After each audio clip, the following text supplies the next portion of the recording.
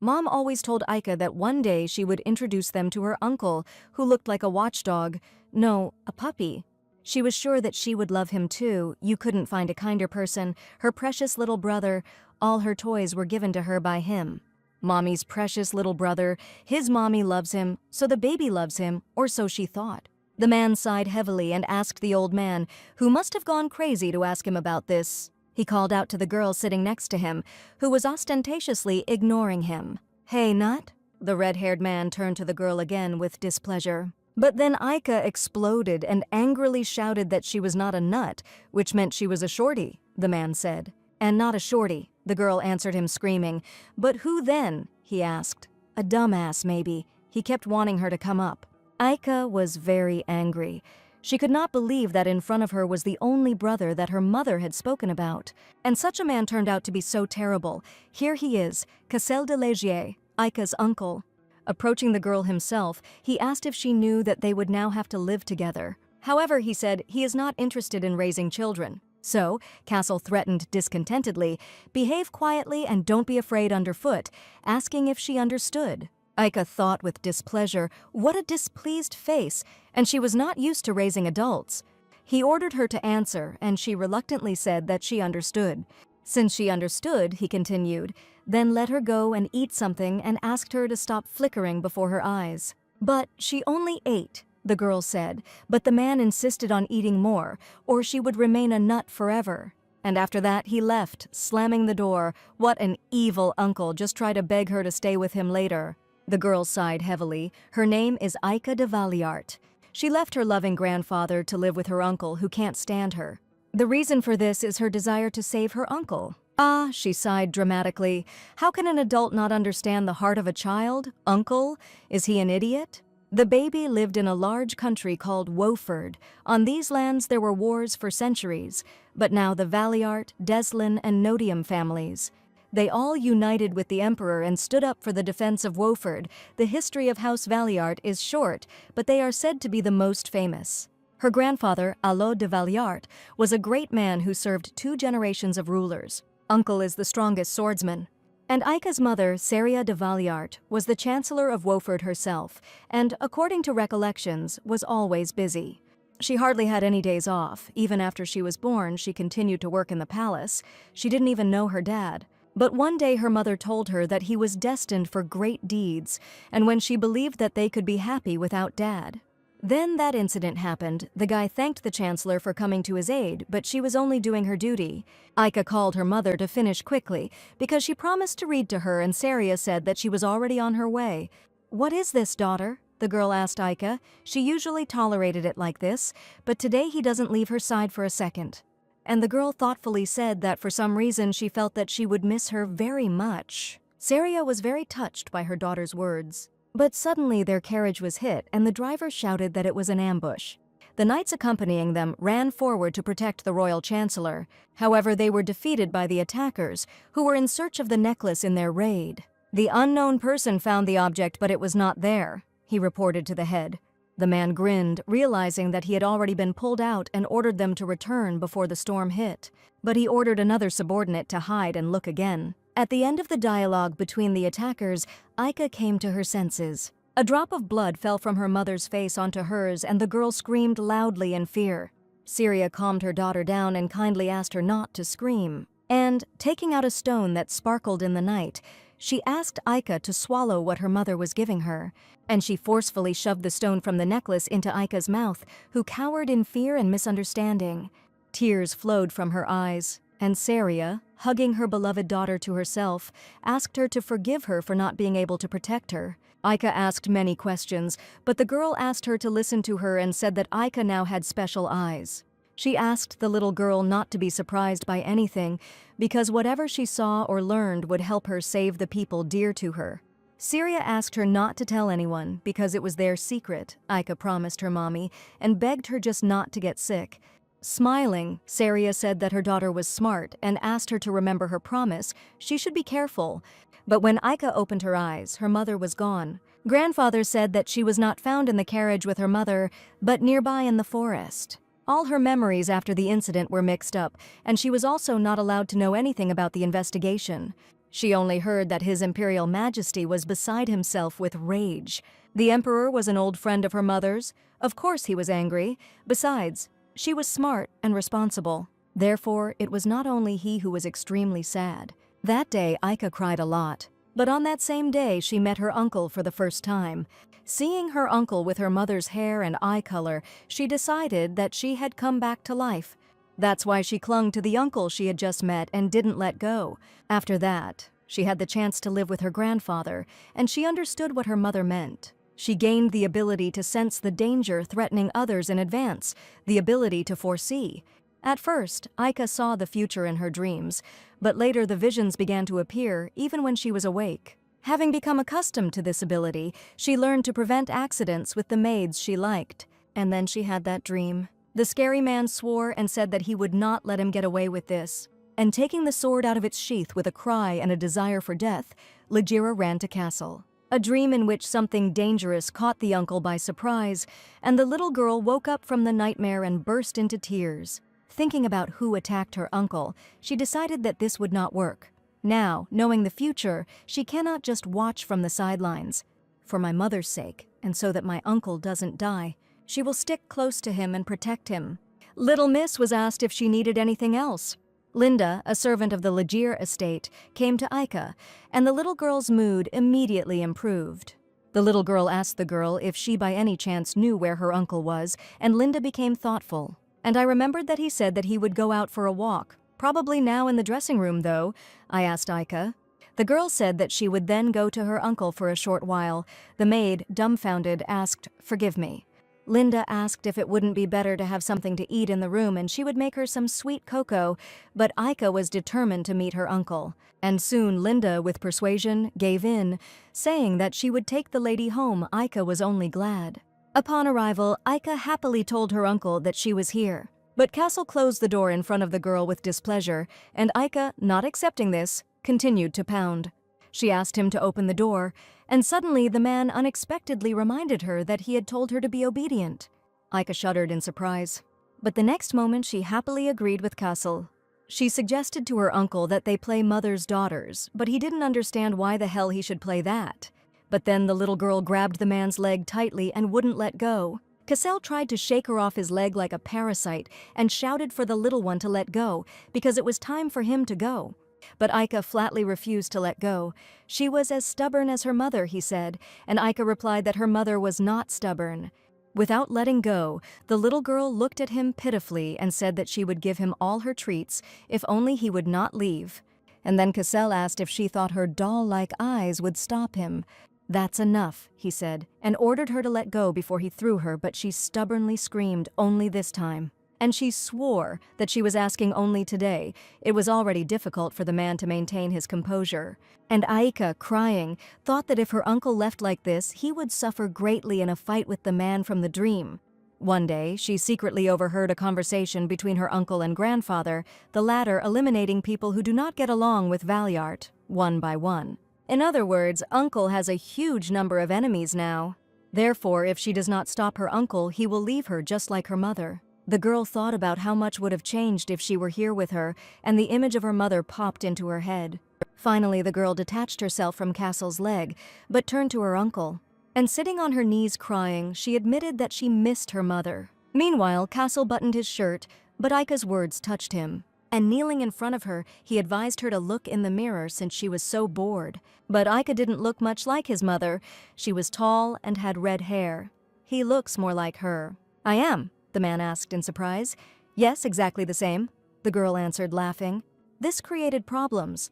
Cassell sighed heavily and asked why she sat on his neck, and Aika asked if he hated her because she was a thorn. The guardian did not understand and asked who told her this. Then the girl asked, "It means he loves and wants to live together." "Are you crazy?" he asked. "He neither loves nor hates. He is not good at raising children." So he advised her to return to the old man. And then the little girl said that she liked him, her mother told her a lot about him, and she really wanted to meet him. So she hoped that her uncle liked her too. These words touched Cassell. Aika wanted to get along with him and asked if she could stay, promising that she would not interfere too much. Looking at his niece, Cassell thought. In this little girl he saw his sister, and she in turn saw him as her mother. The end of his sister's name accidentally escaped his lips, and he immediately jumped up from his seat. Saving face, he told the girl to do as she pleased, and the little girl was surprised. He said that she could run all over the house, do whatever she wanted, but if she got in the way too much, she would regret it. Jumping with happiness, Aika asked, "Is it true? Is it true?" Honestly, and her uncle asked, "Does she really think he is lying?" Then the girl asked her uncle to put his finger on the contract he had drawn up for her, that he would never leave her. "What's this?" Cassell asked suspiciously. "A contract. What's wrong?" she exclaimed. "Just apply it already." "How meticulous," grumbled the uncle. "She is definitely the daughter of Saria. He promised that he would put the imprint later, properly." Aika agreed and asked her uncle if he was going anywhere today. Yes, he wasn't going anywhere, Cassell answered. He would only ride a horse in the garden. Aika already agreed with this and watched him go. Mom said that everything good should be recorded, she shouldn't let herself be deceived, it's good that she documents.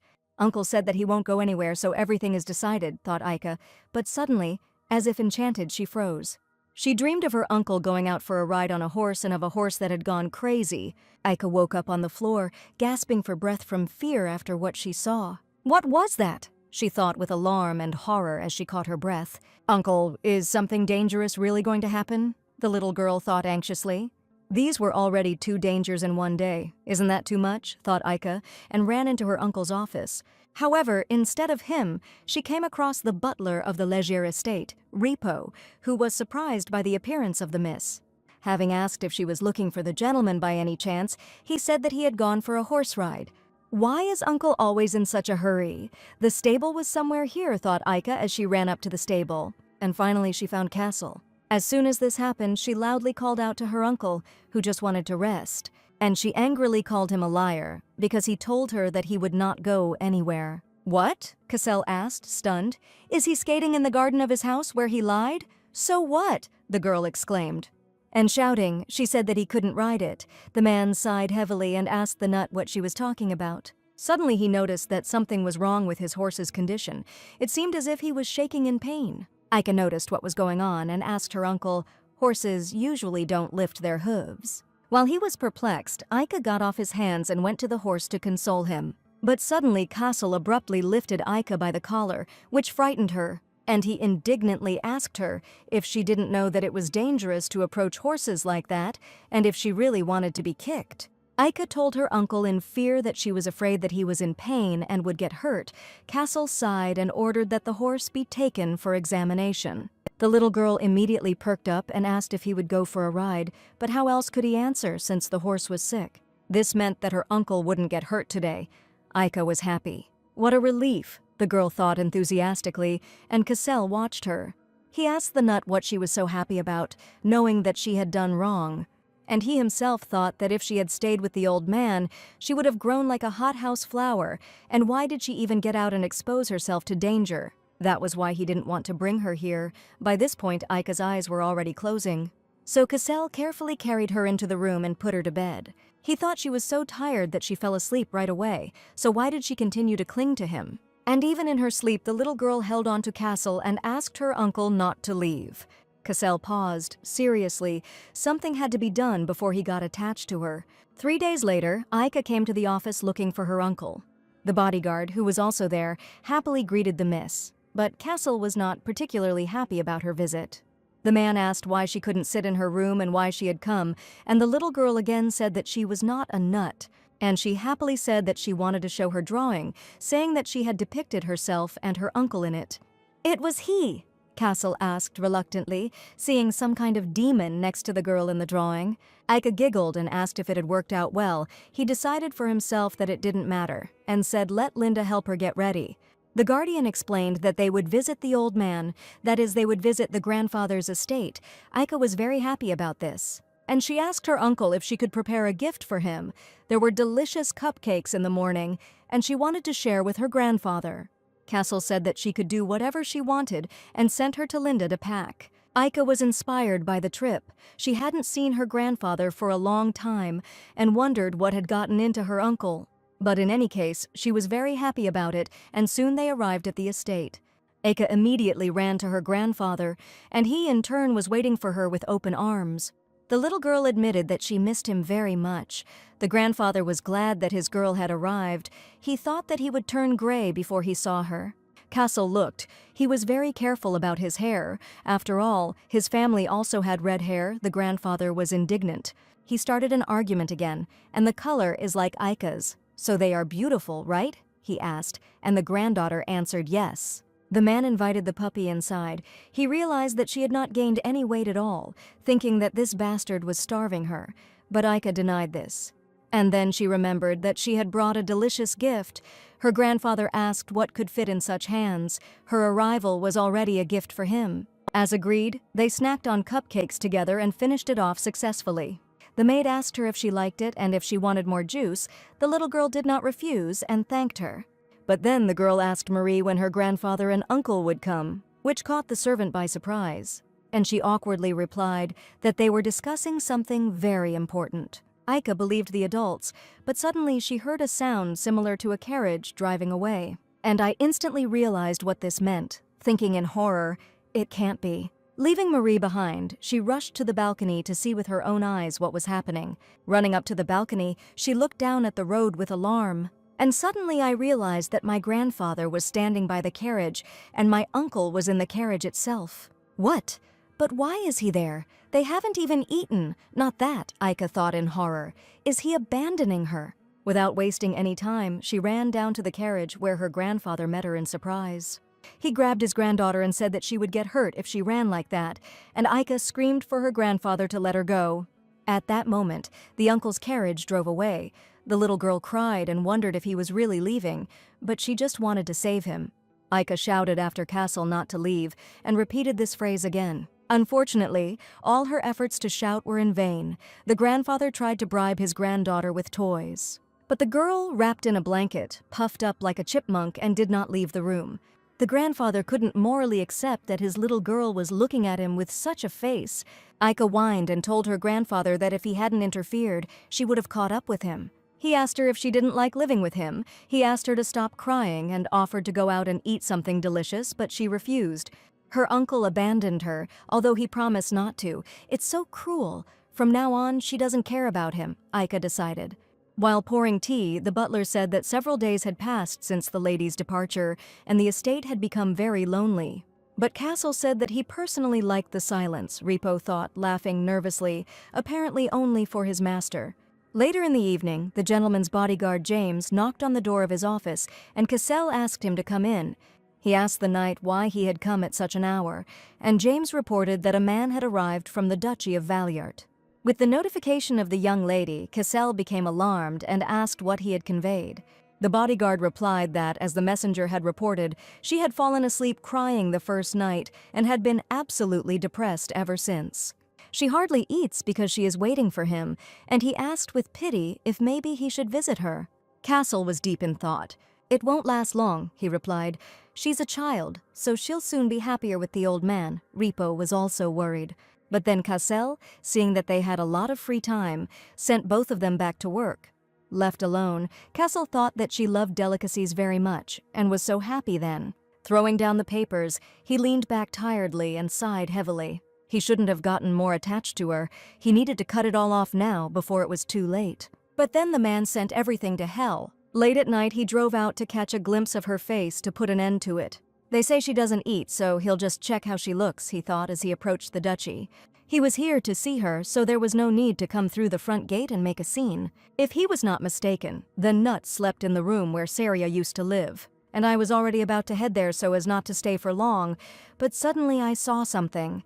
In the darkness nearby, two men discussed the purpose of their arrival at the Valiart estate. They were supposed to separate and meet at the door of the room, but then Cassell interrupted them and asked where they were going. Leaning his sword against the back of one of the men's heads, he said, "Look, there are bugs in here." "Cassell de Légier," they cried, and the boy asked if they were prepared for the consequences, since they had the audacity to attack the Valiart estate. Grabbing the man by the throat, he angrily asked who was behind this and how dare he. But suddenly Cassell felt that someone had raised a sword behind his head. He parried the blow, but was extremely embarrassed by the encounter. And he asked, frowning, recognizing the old man. At the same time, the father recognized Cassell. He asked his son what was going on here, and he explained, "An attack, some damn idiots decided they could come here. There may still be stragglers," he said, and thought anxiously that this meant the nut was in danger. He shouted to the old man that he was leaving these bastards to him, and he himself rushed to the estate. He hoped that Aika was sleeping peacefully in bed and looked inside the room to make sure. And indeed, she slept soundly. Cassell thanked the heavens. But suddenly something in this package confused him, and he, horrified, decided to check his guesses. Cursing, he pulled the blanket off the bed and discovered a pile of folded toys underneath. "Oh, this nut," he said through clenched teeth, and asked anxiously where she had disappeared to. Aika was sleeping, but her chest felt somehow tight, as if something was squeezing her body. She didn't understand what it was. And opening her eyes, she was frightened, seeing a snake in front of her. The snake hissed at her to do so and opened its mouth, everything inside screaming danger. And at that very moment, Aika woke up for real. What kind of dream was this, she thought, an omen? She managed to recover quickly as she heard a terrible sound from the street. She remembered how her mother told her about the scary shadows that sometimes appeared. She said that we need to hide when they come, and so now she suggested practicing playing hide-and-seek in advance. Here they are, Aika realized as she jumped out of bed, the same shadows that visited her when she was with her mother. The little girl hid and thought that if she hid here, then her grandfather would come and save her. She must not get caught. But suddenly she heard footsteps stop right in front of her. Her heart began to beat with fear that she had been found. Fearfully, she remembered her grandfather, mother, and uncle. But suddenly, Aika heard a voice that was cursing at the nut and asking where the hell she could have gone. "Uncle." A hesitant voice from the closet sounded hopefully, and Cassell perked up. He abruptly opened the closet door, and Aika climbed out of the chest, and crying, made sure that it was her uncle in front of her. Cassell asked worriedly what she was doing in such a place, and Aika still couldn't believe her eyes. As soon as she got out of the closet, she immediately threw herself into her uncle's arms, saying that she was scared. She asked if the shadows had gone away, if the hide-and-seek was over, and if he knew how sad she had been when he had left. Her uncle had asked her to calm down. What hide-and-seek? He asked the girl. Was this really not the first time she had played like this? She nodded and said that her mother told her to always stay here during hide-and-seek. Grandpa's closet is just like theirs, so she told them to hide in it if the shadows came here. What? Cassell asked, stunned, and wondered what the hell Saria had been doing there. But then Aika clenched her fist and asked her uncle if he would take her with him. He had promised not to abandon her. After thinking, the man asked, did he just throw it away or just leave it? And Aika screamed that it was the same thing, a liar. She asked her uncle not to leave if he was leaving, take her with him, and she cried out that she would not let him go. Collecting his thoughts, Cassell sighed heavily. He had no words, but he still gently lifted the baby into his arms. And having sat her down on the bed, he said that he would not leave her and asked Aika to sleep a little longer. But the little girl no longer believed this deceiver, and Cassell insisted that he was telling the truth. Then she told him to sit right there and start looking for something, and his uncle asked why. She suggested that they tie each other up and go to bed together, and go home together tomorrow. In the morning, the grandfather came to check on his granddaughter and son, and at the sight of such a scene, he grinned. Afterwards, I asked him, if this couldn't be avoided, why did he pretend to be such an untouchable person? Since this happened, Cassell said that he was taking the nut back, and Aika happily said goodbye to her grandfather. The father asked his son to keep in mind that if even one tear fell from Aika's face, he would deprive him of his title. The son understood everything. He admitted that he really missed the little naughty girl, and Aika promised her grandfather that she would come often. Cassell asked his father if he had caught all the uninvited guests, and the Duke answered, of course. They will pay with blood for underestimating the Valyart family, he explained coldly. Excellent, Cassell said with relief, and asked his father to notify him if there was any news. Then he entrusted Aika to him, but it was clear, even without words, the little girl told her grandfather that she was leaving. Arriving at the estate, Aika first of all informed Linda that she had returned. The maid was overjoyed at the Mrs. return and said that the house seemed empty without her. It seemed that she had become more attached than she thought. Aika laughingly admitted that she missed him too. Linda said that she might not be strong, but she would become her protector and support, and vowed to protect her from places that were against her heart. Aika didn't want to be scolded, so Linda said that she would try to explain it in a way that wouldn't get her scolded. Linda was on her side, which was very encouraging for the girl. So if she can lure everyone to her side, even if her uncle gets angry, she will be protected. When her uncle tries to scold her or kick her out, perhaps they can work together to stop him. She said she wanted to be friends with the others like she had with Linda, and the girl asked how she planned to achieve that. Aika asked Linda to tilt her ear towards her for a second, and she told her friend about her insidious plan. Linda giggled at the girl's plan, but still said it was a great idea. The little girl was proud that she had come up with a method to win everyone over to her side. Returning, Cassell and James did not understand why everyone in the estate seemed enchanted and had strange expressions on their faces. Suddenly, Aika ran up to them and greeted her uncle and James, asking if they had arrived without incident. Smiling, Cassell said that he told her to behave. James greeted the miss and asked how he could help. Then Aika said that she had something for them and took out a present for James. For him, the bodyguard asked sheepishly. Yes, Aika answered. He can pin it on his lapel. She said that she prayed to the flower to bring him happiness and thanked it for always protecting her.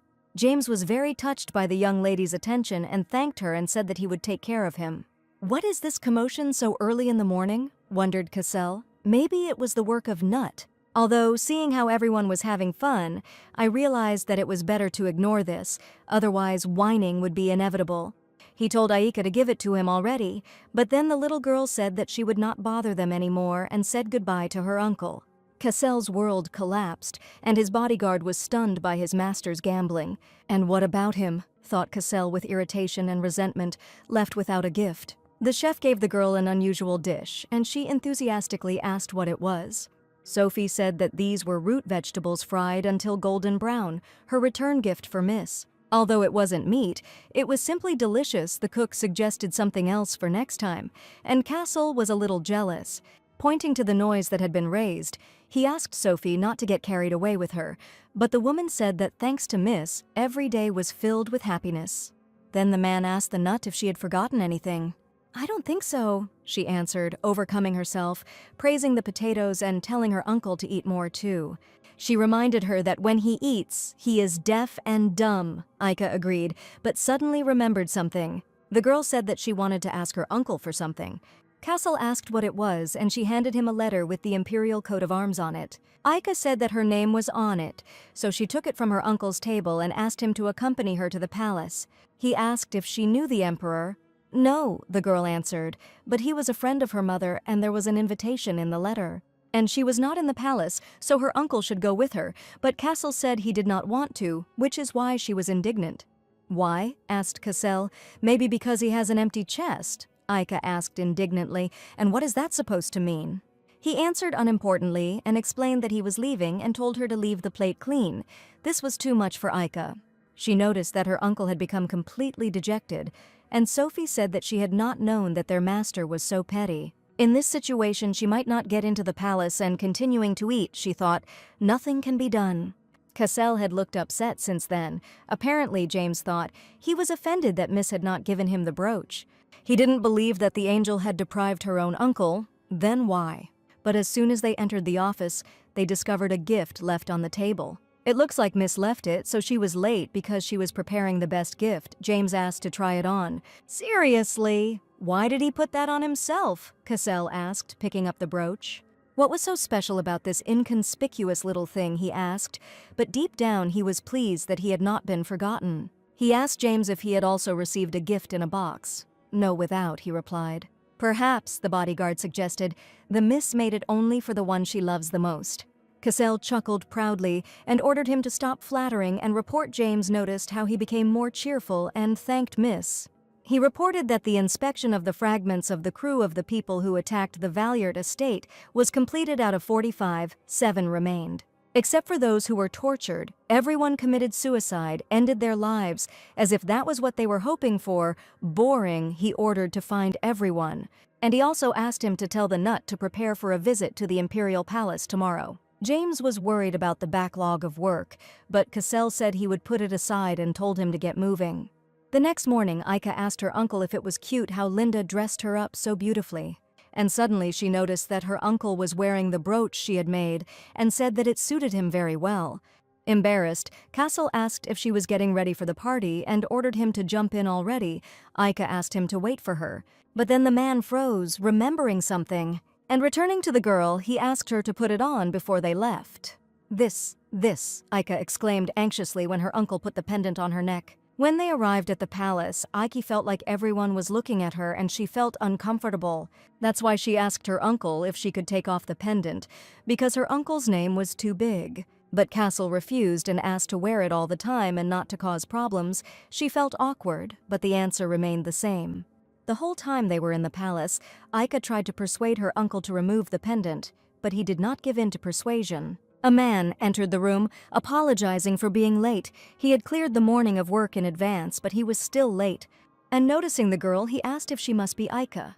The girl looked out from behind her uncle in surprise, and she gazed in enchantment at the man who was His Majesty the Emperor of Woeford, Winchester Gaia Celador. The little girl remembered that her mother always said that she should know his name. Purple eyes, as a symbol of the royal family, and black hair like a starless night like hers. When she was studying with her mother, she said that Emperor Riddell also had black hair. This color is more common than she thought. She approached the emperor but became confused, looking at him and thinking about her own things. And suddenly, coming to her senses, she introduced herself as the granddaughter of Alod de Valliart, Aika de Valliart. The emperor laughed, noticing her politeness, and said that he was pleased to meet her. And getting down on one knee in front of the little girl, he asked if she would mind if he hugged her. Of course, Aika answered joyfully, spreading her arms. The emperor was delighted and very touched by his friend's daughter. He couldn't even imagine that she had grown so much and said that he had been looking forward to meeting her. He thanked little Aika for coming to visit him. Winchester said that she looks a lot like Syria, and Aika asked His Imperial Majesty he is also a friend of her mother. Of course, the man replied, Syria and Cassell are his dear friends. And he asked if it was Cassell who gave her this necklace. Very sweetly, Aika immediately grimaced, and she sheepishly admitted that it was her uncle who told her to put it on. Winchester said it was wonderful. Suddenly, Aika remembered that she had a gift with her for His Majesty. A present, the emperor asked with interest. And Aika handed him the brooch, saying that she made it herself and thanked him for inviting her today. Give it to him, Winchester asked, surprised and embarrassed. Suddenly, Cassell cleared his throat, drawing attention to himself and quietly hinting that his radiance was more dazzling. Smiling, Winchester accepted Aika's gift and thanked the girl. Of all the gifts he received, this one was the most special. He promised to keep it carefully. But since he received it, he should respond in kind, right? And turning to his assistant, the emperor asked if she could bring it. Lola understood him. She brought a box wrapped in black cloth, and Aika asked with interest what it was. Winchester explained that Syria once asked about this, said that Aika was smart and she would definitely need it. Only now can he give her this, the key to the old archives of the Imperial Palace. Mom touchedly asked Ike. He explained that such archives store very ancient books. They contain knowledge that they don't even know about and much more. Syria personally said this. She was sure that Aika was able to find something special when she was curious. She could look there at any time. It was the gift that Mom asked for. The gift that her mother gave her. The girl felt her warmth in it. Suddenly she remembered that she needed to thank Her Imperial Majesty. She bowed in gratitude, and Winchester said that she could come to him even if not for the archive. Okay, the girl replied and laughed cheerfully. Aika asked her uncle to look after the key, and Cassell said with displeasure that now he was ordering him around. The little girl said that he couldn't be lost. Oh, and he wouldn't leave the last word, asked the uncle. Winchester told Cassell and Ike that someone wanted to see them and he was already at the palace. He wanted to meet, the little girl asked. It was his nephew, the same age as Aika, and the emperor thought they could become friends, so he invited him. Friend Aika was inspired. He may seem a little prim at first, but he is a good kid and asked Aika to be kind to him. The boy greeted His Imperial Majesty, the son of the Empire, and his uncle asked Ryan to come over and say hello.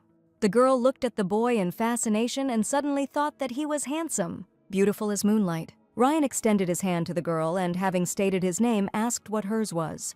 About 2 years ago, Ryan Winterus Calpodia was looking at flowers and wondering if his dad would like them if he gave them to him. If she had known that Winchester would not want to marry, she would have convinced him to become emperor instead of him. Voices could be heard in the house. There were also cries that the emperor should get engaged. There was no heir, and Ryan was the way out of the situation. The boy looked into the room and was met with displeasure by Duchess Pella de Notium. Father Duke Richard of Winterus asked Ryan where his manners were and why he entered without knocking. The kid apologized, but then the woman pointed to his hands, which were covered in dirt, and reminded him that he was the future heir to the throne. She asked him if he shouldn't behave properly and ordered him to throw away the dirty grass, knocking the flowers out of his hands. Yes, the father coldly agreed with his grandmother he could no longer indulge his whims. He addressed Ryan Winterus Kelpodia rather coldly, which frightened the boy. His father told him to act in accordance with his position, and he also sent him to the imperial palace with the young Lord Denotium so that he could study hard. If Winchester really was left without a successor, he would become emperor, his father proclaimed. Aika greeted Ryan and said that she was glad to meet him. The boy was also pleased. He realized that she was Lady Valliart. Winchester said they would get along. They were both 7 years old, so they could be friends. But suddenly, His Highness was informed that it was time for him to begin his duties. He understood everything and said that he would be there soon. He told the children to have fun in the garden, and he was expecting Cassell at the next meeting. Winchester asked Aika to take care of herself and come to him if something bothered her. Cassell told the nuts that he would wait for them here, so he asked them not to create problems. Aika asked if he wouldn't come in to play with them. Uncle asked what he would do among kids like them. Aika snorted and said that when he changes his mind, they won't take him. And, taking Ryan by the hand, she dragged him along with her, joyfully saying, "Go ahead, let's leave Uncle and play ourselves." The little girl asked what game they would choose, whether he liked hide and seek, or whether they would build sandcastles. I asked him what he wanted. "Not really," Ryan answered gloomily, and Aika turned around in surprise. He let go of their hands and said that it was boring and for little children, and he didn't play that kind of game. There was silence. Aika thought everything over and realized that his behavior had become different. He had changed. Without giving up, she continued to offer him games, but they were all considered childish. Suddenly, something just came to her mind. The girl asked, "How about it?" And because there were no specifics, it piqued Ryan's interest. The girl held out the plucked daisies to him and asked if he liked the flowers. They triggered Ryan and he said no. Then Aika reminded him that adults love flowers too. Her mother always went to the flower shop and bought flowers. Suddenly Ryan knocked the flowers out of her hands and angrily asked who planted this nasty thing. There were no adults here. He asked to let him rest. They had already said hello, and there was no need to force himself to be friends with him. But then Aika said enthusiastically, "Flowers, apparently Ryan doesn't like them very much." These words hurt the boy because it was not true. But saving face, he said. He doesn't hate them completely, just a little bit. Aika understood that he liked them a little bit. And rushing off to the flower beds, she told the boy to wait for her there. What was she planning? Ryan thought anxiously and touchingly. After all this, she should return to the marquee. So why is she happy when she is alone? He doesn't need friends. While he was thinking about this, Aika had already returned and enthusiastically asked how he liked it, after holding out her hands, in which lay the flower ring that she gives him in honor of their acquaintance. The boy was embarrassed and silent for a moment, but then squeezed out the phrase that he didn't need friends. "What?" asked Aika. "Is that quite sad?" "No," answered Ryan. "That's only for kids." And then the girl reminded him that he was a child. Her uncle told her that children only need to eat well and play a lot, and the rest is the responsibility of adults. Aika wanted to be friends with Ryan. She wanted to make flower rings together and meet again, the little girl admitted. And so she asked if he would be her friend. Ryan was extremely touched by her speech. Then the girl held out a ring made from a flower and asked Ryan if he would take it. Ryan recoiled in surprise and asked what. Taking the flower ring from Aika's hands, Ryan thought, "My friend. Is he allowed to do this?" Yes, father said that he could no longer indulge his whims, said that he did not need her. Having someone like a friend is not necessary, but it is extremely painful. Aika called out to Ryan in alarm. She asked him why he didn't like it so much and apologized, saying that they weren't obligated to be friends. But wiping away tears with a trembling hand, Ryan told Aika that this was not so. He thanked the little girl and said that he also wanted to be friends with her and invited her to be friends. The boys were walking together and discussing the pastry shop that Aika wanted to go to. Ryan realized what a sweet tooth she had. He invited her to come to his estate because their cook works wonders. It sounded great, and she said that she would also bring something. Suddenly, Aika began to feel sick and a chill ran down her spine. Ryan worriedly asked his friend what happened. The little girl said that everything was fine. It just suddenly became a little cold. "If you're cold, take his jacket," Ryan said, and suggested going to the marquee. Aika thanked him. It was strange. Her head was spinning. She felt goosebumps, just like when she first saw the future, although the weather today is warm. "This is Valiart's granddaughter and a boy from the Kelpodia family," said the man watching them. It looks like Valiart is already in full swing ingratiating himself," said the Duke of the Deslin family, Bagir de Deslin. He smirked, calling him a sly fellow, and told Achilles that it was time for them to return, and his adjutant agreed. On the way home, Aika was whining. Cassell asked what was wrong. "She already misses the fair-haired nut. Didn't they agree to play another time?" The girl admitted that she wanted to have more fun, and then looked at the flowers that Ryan gave her as a farewell. They agreed to meet in 10 days when she came to the Imperial Palace again. "Honestly?" the boy asked her, and Aika promised that she would arrive exactly in that time, and then reached into her pockets. She poured some candies into his palms and said that they were for him. She chose his favorite ones. "Darling," Ryan repeated sheepishly. After this, the girl said goodbye to the boy, when suddenly he said that he also had something for her, and handing her 3 daffodils, he said that they reminded her of Aika. Having accepted the gift, the girl happily thanked Ryan and said that she would take care of them. If only she hadn't frozen, they would have been able to play longer, Aika thought sadly. But why did it suddenly become so cold? Aika only hoped that Ryan would get home safely. And on the way home, Ryan was also not bad, not taking his eyes off the candies that Aika had given him for a second.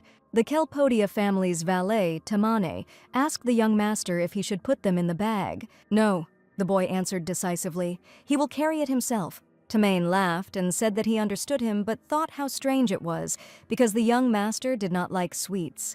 The next day, Aika came to her uncle again early in the morning when he was changing his clothes. After a pause, the man asked why she always showed up at such moments without even changing her clothes.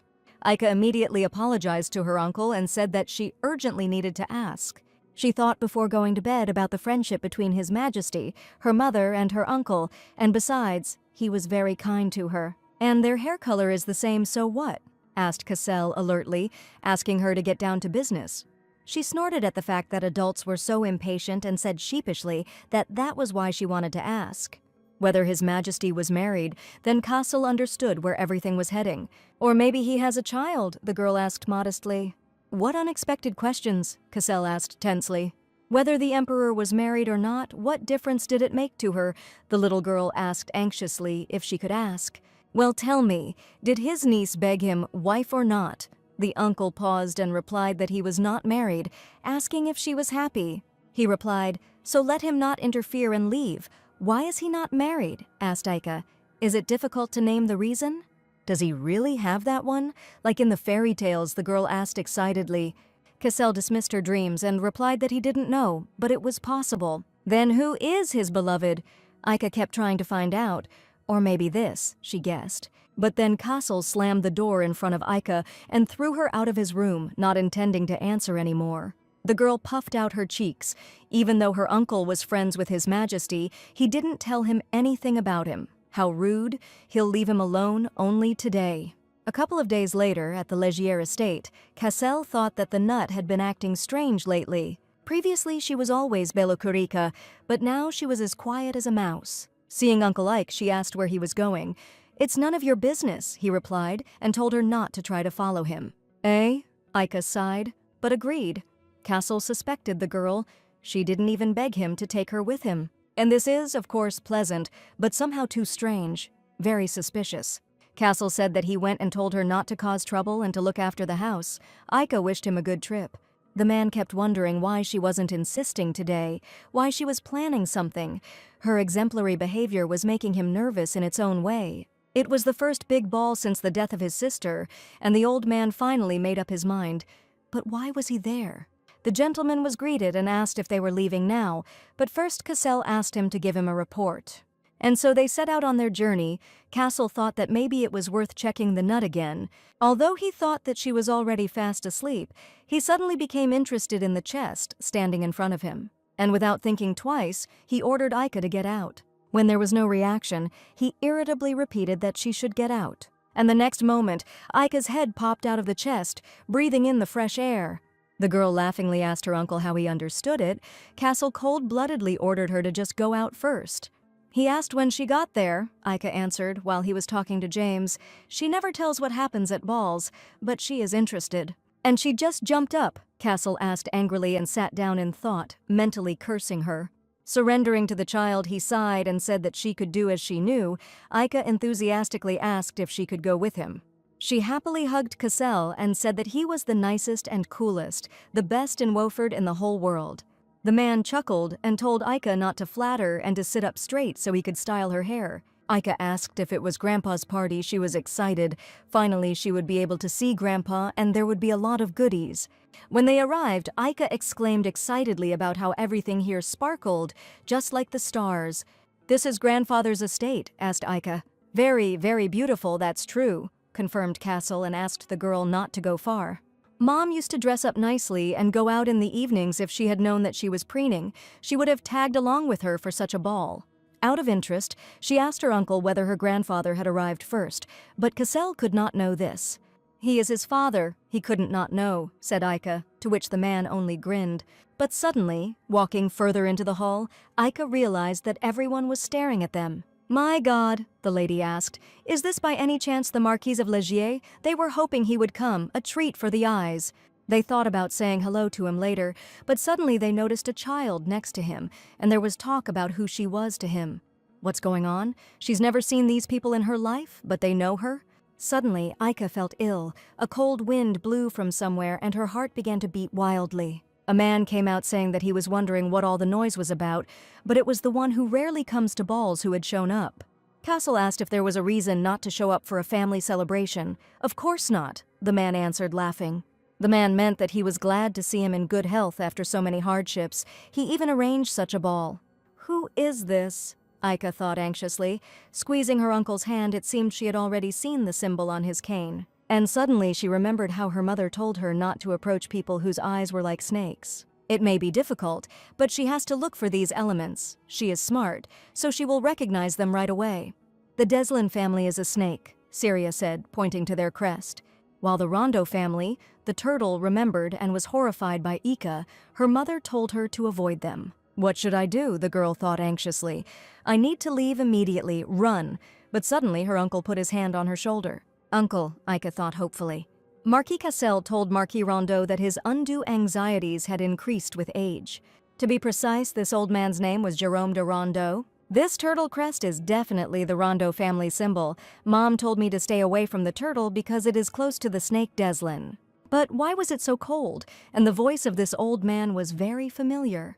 Cassell noticed that his niece's condition was unstable, and so he told the Marquis that they would go, wishing Jerome Rondeau a pleasant banquet.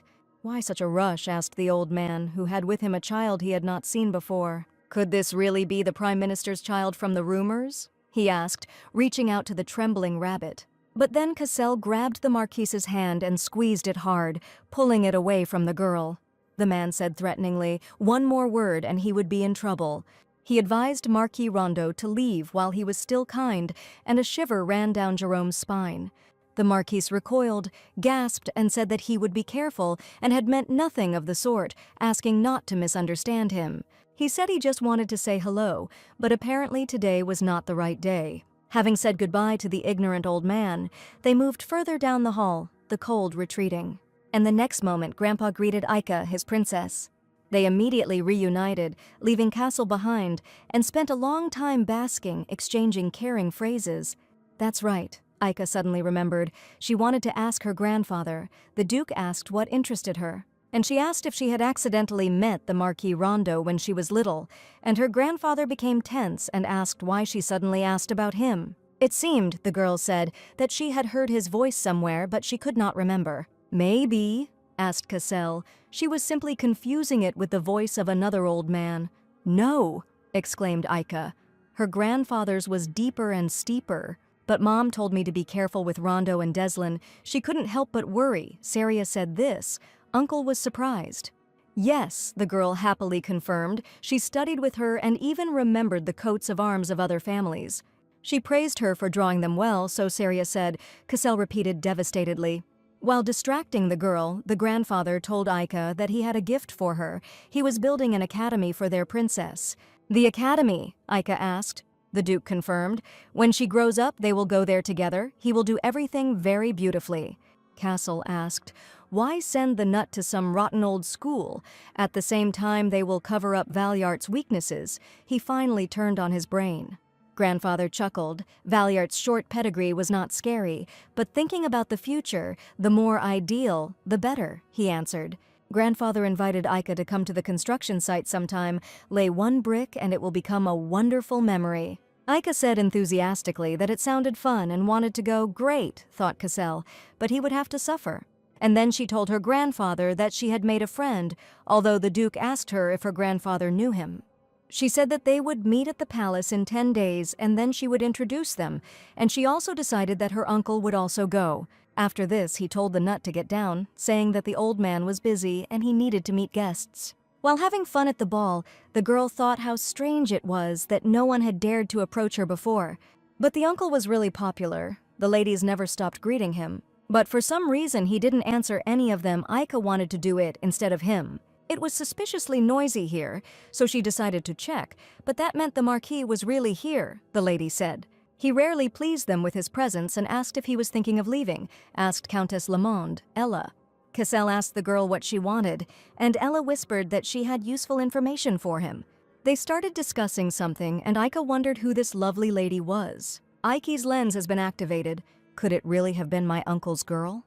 Uncle told the nut to be quiet and not leave James. He would be back soon. Aika said enthusiastically that she understood him. She couldn't interfere with his love, which meant that her uncle also had someone he loved. She invited James to come with her, and he happily agreed with Miss. She whispered to the bodyguard if she was her uncle's girlfriend, saying that she was very beautiful. What are you saying? James answered awkwardly. It's not like that. They just have common goals and they are going down the same path. That's not the type of relationship. Aika was convinced that this was not so, and she felt awkward, but suddenly she saw a beautiful fountain. Jerome said that she might get wet and catch a cold if she sat with him, so he suggested that they sit at the nearest table. From there you could see the water falling straight down, Aika exclaimed, and the man agreed. It would be great if Uncle saw it too. He's probably very busy. James said he'll be back soon. If she's bored, they can head to the carriage. Aika refused. She wanted to go together when he returned. Then the man said that he would go and check. When James left, a girl appeared on the horizon who found the little hooligan. A child who suddenly appeared in the Valyart house and now won't leave the Marquis's side. James was late and it was getting boring. Aika was already thinking about looking for him, but she was told to sit here until he returned. An illegitimate child, that's true. The Chancellor wasn't married. They probably hid it all this time, ashamed of their illegitimate daughter. It seemed the Marquis had taken her into his care. People said, I wonder if he was going to get married. An unmarried man appears in society with a child. It's rather strange, don't you think? The girl asked. However, since it was the Marquis of Legier, she thought that such a shortcoming could be ignored. Chancellor Legier, thought Aika, what are they saying about her? Mom hid what they were talking about. Mom always said that she was proud of her. The man asked mockingly, but he wasn't planning to make her his heir, in which case he would have already announced it. An illegitimate offspring, raised somewhere on the side, the lady answered laughing. That cannot be. Just think that the Chancellor of the Empire made such a mistake. Unable to bear it, Aika came down from her seat. Still, it seemed that the Marquis did not like the girl, and he asked Miss Rosalind if she was glad about it. What is he thinking about? She asked, laughing. But Aika, who approached them, coldly stated that her mother had never hidden her. Caught red-handed, the aristocrats wavered, and Aika indignantly called them deceivers. Cheaters? Miss Rosalind asked, stunned. Aika confidently answered her that her mother had always been proud of her, and told adults not to dare talk about things they didn't know. Little brat! The girl shouted indignantly. Who is she to lecture her? She is a disgrace. Because of her, the Marquis and Lord Valyart are forced to listen to such things, she screamed. How dare such scum raise his voice at her, she shouted, grabbing a glass of wine. Know your place. Aika was already expecting to be doused, but even a moment later this did not happen. Cassell sighed heavily and said that he saw everything. Realizing what she had done, Miss Rosaline trembled with horror and fear. And she exclaimed in surprise, "He is the Marquis of Legier." James rushed up to Miss and asked if she was okay, asking her to follow him. Cassell ordered the bodyguard to take the child away. Rosalind was worried at the time, wondering from what point on he couldn't hear everything. Just not that, what will happen then, once the Marquis even accepted a glass of champagne from her? Cassell ordered the girl to continue wagging her tongue, and she asked in horror, "Sorry." The man repeated again and again, ordering her to continue, and asked why she was silent as if she had swallowed her tongue. Rosalind and her companion were very worried, and the girl asked how he could speak so rudely, and he asked Rosalina Green if she thought it was okay to gape at his child. He advised her and Tommy Domino to start managing their finances wisely, to save at least one dress before they were left penniless. Tommy asked indignantly what the hell he was talking about, and Rosaline anxiously tried to stop the Marquis, but she couldn't get him to stop. Having finished with them, Cassell went out into the yard. It was cool outside, and he asked the shorty why she went out. The Marquis reminded that he asked to keep an eye on her. James was ready to accept the punishment, but Aika demanded not to scold James. More importantly, she thought her mother had said that people who insulted others without reason lived in their own hell. "That's why they think they have to hurt others," Aika quoted her as saying. So she offered to forgive them, at least this time, the words hitting where it hurt most. They were better than them, Aika finished, and memories of his sister flashed through Cassell's head.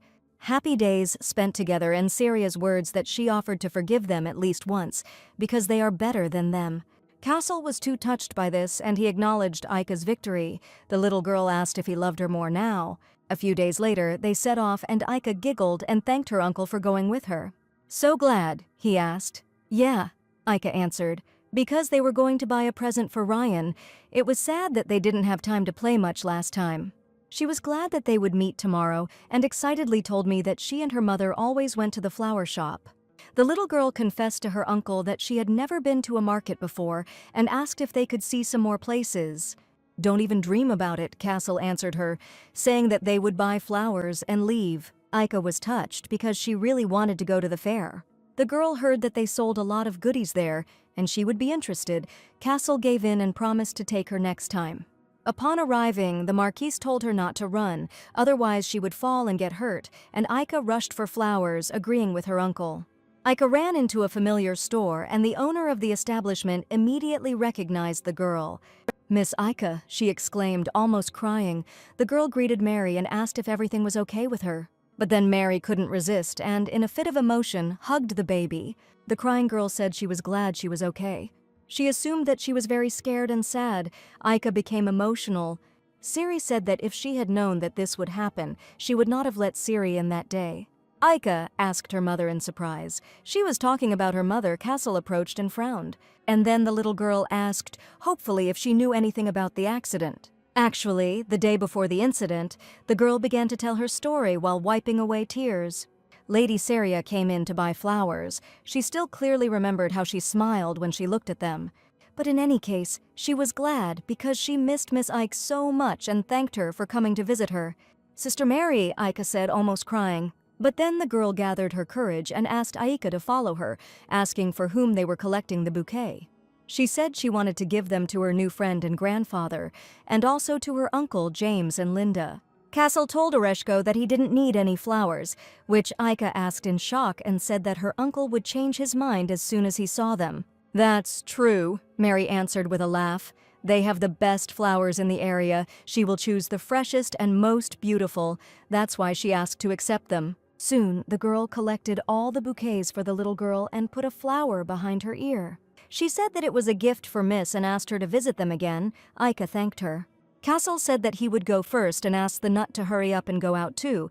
Aika asked her uncle to wait for her.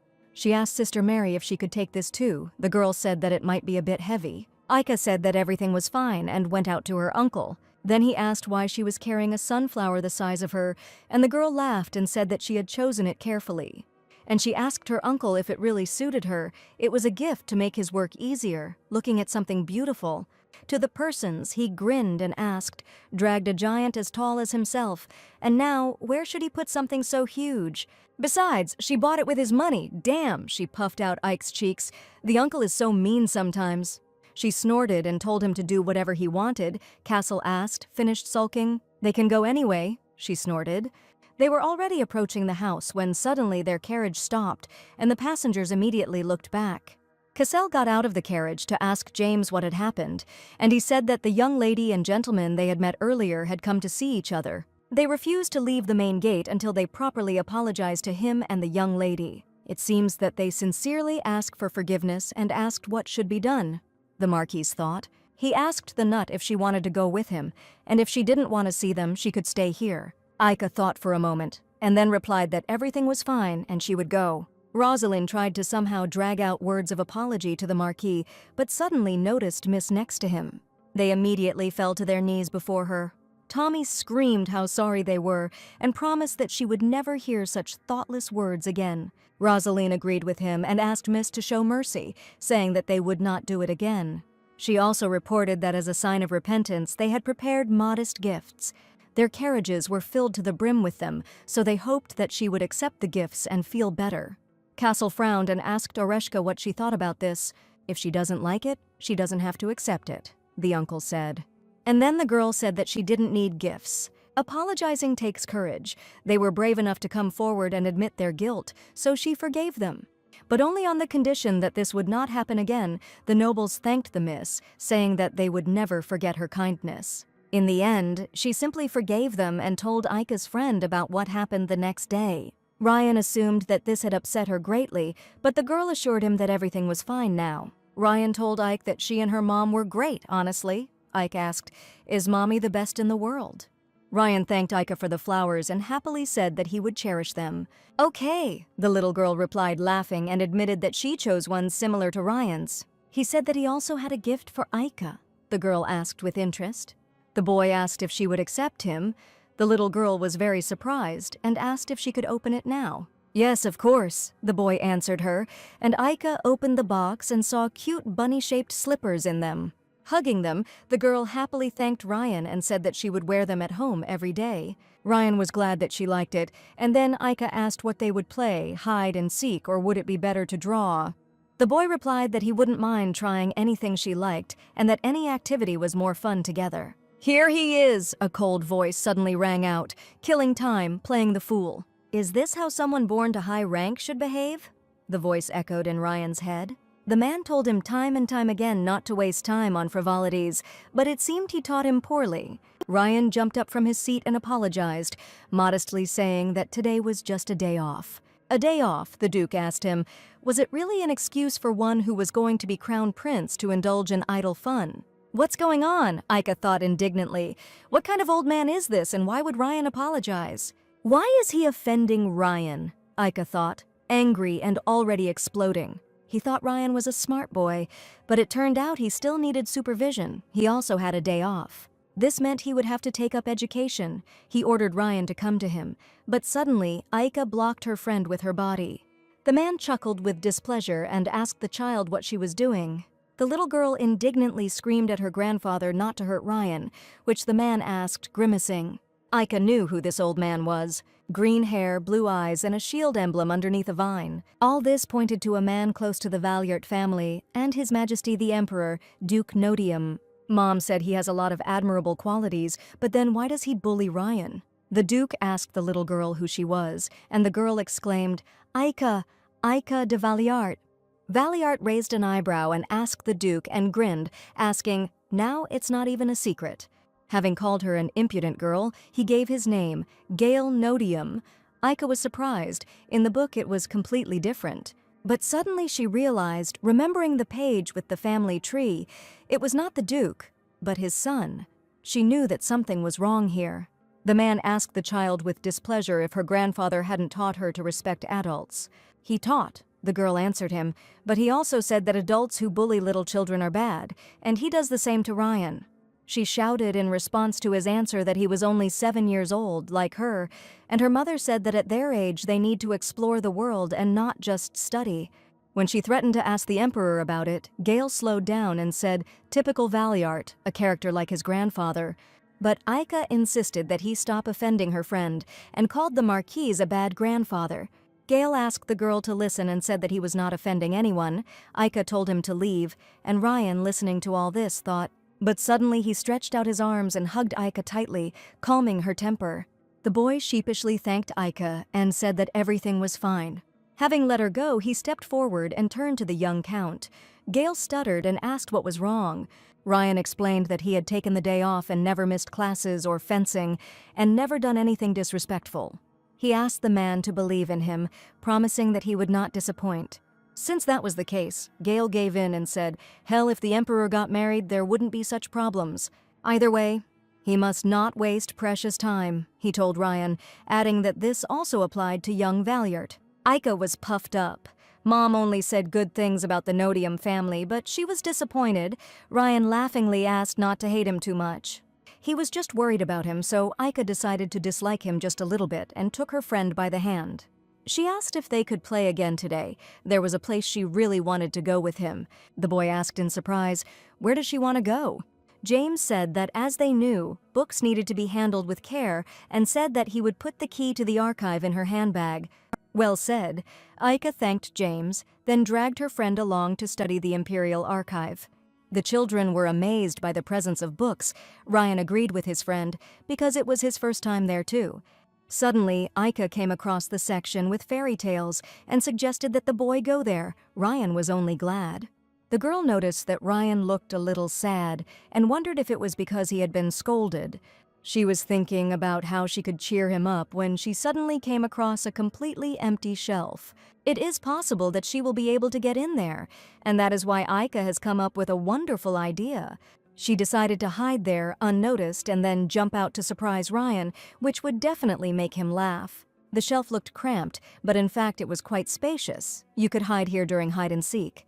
Suddenly the girl discovered that there was also a hole on the other side of the shelf and decided to try to get out. At this point, Ryan finished his business and turned to Ike, thinking that they had already reviewed everything from this side. Finding that Aika was gone, he immediately ran for help, and together with James, they ran to the Marquis and the valet. Light Nut. Cassell turned to him in surprise and asked the frightened James what had happened. Sir, he said in a trembling voice. Speaking of Miss Nut, Cassell asked again, did she go home or what? Miss Aika was missing, James concluded, the words hitting the man, and he asked in horror, what? Ryan reported that she disappeared while looking for the book. They looked through the entire archive but couldn't find it. He apologized, he was very sorry. But then Cassell calmed the fair-haired nut, saying that it was not his fault. He asked him not to tremble and follow him. Yes, Ryan answered, ready to cry. Then he ordered James to call the soldiers and bring them to the archives, and he himself ran to look for his niece. Where could she connect, he thought anxiously, and prayed that the nut would remain unharmed. The knight was thrown with all his might into the wall.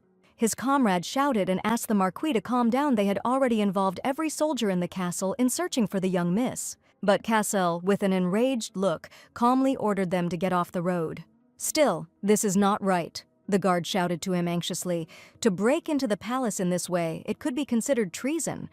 Get out. Keeping his composure, the Marquis told him, but the man, admonishing him, shouted that he was forbidden. The Emperor approached and asked Cassell to be quieter. He swore by his title that Aika would be found, so he asked him to wait a little longer. Hey! Without letting him finish, Cassell interrupted him and angrily asked his old friend if he thought he wouldn't be able to finish him off. If he hadn't given me that damn key, nothing would have happened. Winchester admitted that he had acted thoughtlessly, but insisted that Aika would not be harmed. He asked to trust him and just wait a little. Just a little, Cassell broke down. The key he handed over was the reason for her disappearance, and at the same time he asks to wait and believe. He asked, shouting. First he lost his sister, and now he must stand aside. Knowing about the disappearance of his niece, the Marquis made excuses in despair. The knights asked the Marquis what he was doing, and Winchester calmly said that since he could not rely on him, he should trust Saria. The key to the archives was left by his sister for Aika, and she would never pass on something dangerous to her daughter. Winchester, saddened by warm memories, admitted that he could not refuse her request. Cassell himself knew this. The man slowed down, exhaled, calmed down, and, letting go of the Emperor, said, "I'm free for now." But suddenly the gentleman was called out and told that she had been found. The first thing Ryan did was rush to the girl and hug her tightly, very worried. Luckily everything was fine, and he asked if she was hurt. "No," the girl answered awkwardly. She was fine and apologized for worrying him. But then the irritated Marquis Legier approached the children and called out to the nut. Aika became alarmed when she saw his face. Cassell asked where she had been, and she explained that she wanted to surprise Ryan. But the next moment, Cassell hugged his niece tightly, making sure that she was okay. "Uncle?" the girl asked in surprise. Cassell said that she had scared everyone and asked worriedly if she had gotten hurt. "Aika was fine, wonderful," answered Cassell. "The rest is unimportant. However, from this day on, she is forbidden to be in the Emperor's palace." "What?" the little girl cried out discontentedly and tried to find out why she couldn't go back. "Because she continues to be a nuisance," her uncle answered. But then Ryan called out to the Marquis and asked him to wait a second. The boy asked him to take Aika with him next time, promising that she would not disappear again. The Marquis said that he said she was not allowed into the palace and asked what she was talking about. If she wanted to play, she could come to their house. Clenching his fist, Ryan said that he promised that this would not happen again and that he would provide protection. Cassell wavered. What happened? He thought in surprise. He dreamed this energy, but he was sure that it came from the boy.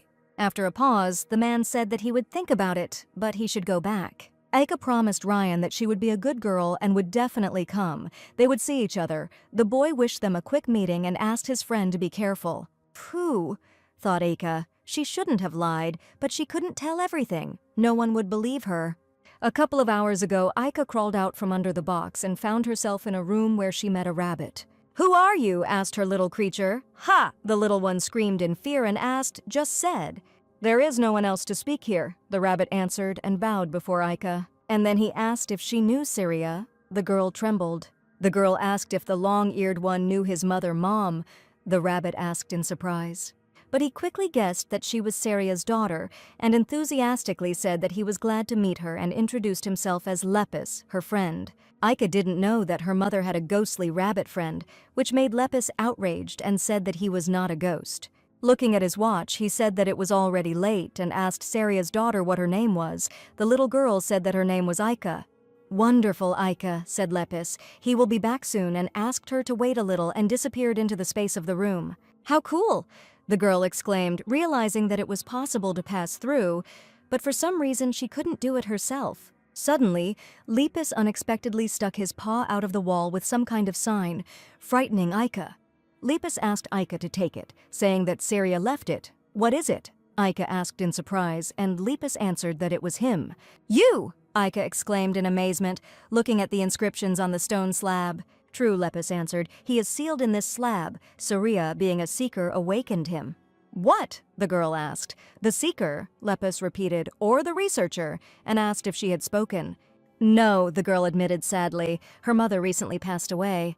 "That's it. That's why she didn't tell him. Syria warned that one day someone important to her would come here. It seemed to be her, but Lepus didn't expect her to be so small.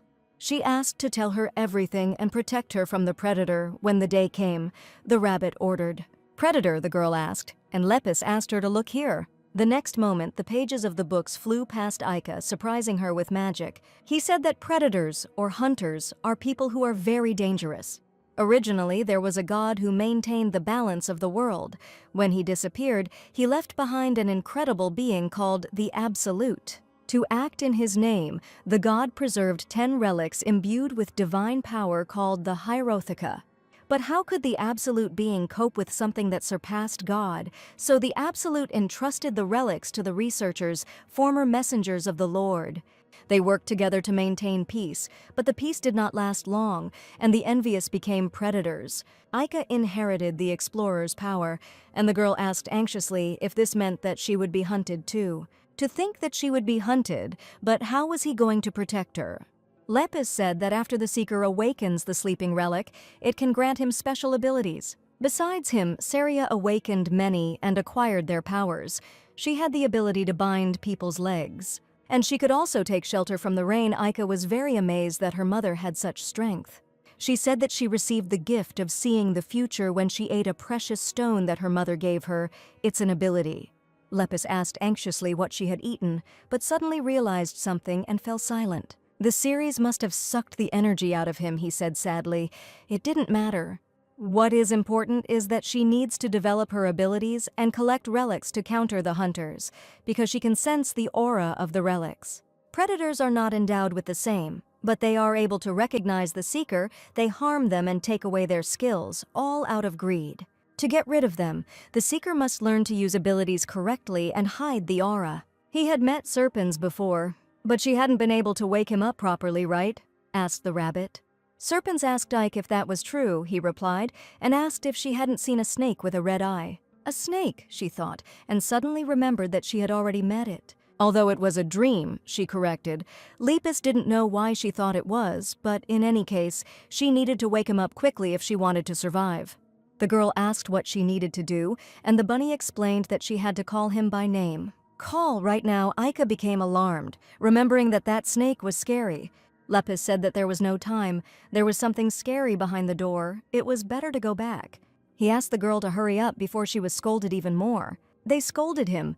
What was he talking about? The little girl asked him, perplexed. Die and you will find out, he said, pushing her towards the exit. As a result, as he said, she was scolded. A few days later, at the Leger estate, Aika sighed and thought about what to do. It couldn't be put off any longer. If she calls by name, the snake from the dream will appear. And she inspired great fear in the little girl, but she still decided to do it. But as soon as she called the snake by name, Cassell entered the room and asked the nut what she was doing. Aika almost jumped out of bed in surprise. He asked why she was surprised, and the little girl answered because he came in too suddenly and asked what was wrong. Nothing important, he replied. He would be stopping by the imperial palace for a short while, so she should dine alone and he would check with Sophie. Hearing the words about the imperial palace, Aika immediately began to ask to go with him, but Cassell refused. Why? Aika said and exclaimed. He said that he would think about it. That's right, he said he would think about it, the uncle repeated. But he had no intention of taking her, so he told her to forget, and the little girl began to whine in despair. She realized that at this rate her uncle would never take her, and she wanted to see the emperor and Lepus too. And so she did not give up trying, and received just as many refusals. Didn't Cassell see what danger she was in last time? Winchester understood his feelings, but he wanted to fulfill Seria's last wish. Aika could freely come and go, at least to the archive. Cassell thought for a moment, and asked if he was saying this because he had some kind of plan. Of course, the emperor answered, and holding out the magic circle, asked Cassell to look at it. He asked what he thought about him, in which case all exits and entrances for Aika were free and safe. The Marquise asked if it was okay to install something like this in the imperial palace. If the nobles found out, there would be an uproar, because they would want justice. Winchester said they would keep it a secret. He missed her, and Ryan was sad too, so they would visit the palace officially. They will gradually begin preparing and then contact him when they are finished, all for the sake of Seria and Aika. Aika heard her uncle leave and decided that she needed to try again. That's why she called Serpens again. However, there was no reaction and Aika felt deceived. But without giving up, she continued to call Serpens, not understanding why he did not appear. Suddenly, the rain seemed to be drumming on her shoulders. Aika seemed to be transported to a completely different space, where there was no air. What was going on, she thought anxiously, because a second ago she was in the room and now she couldn't breathe. She was underwater. Maybe it was because she called him, but why did he do that?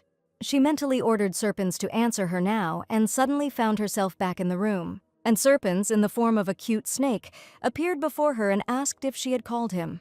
Such a tiny thing, Aika still couldn't compare that huge snake and this little snake, not believing that he was Serpens.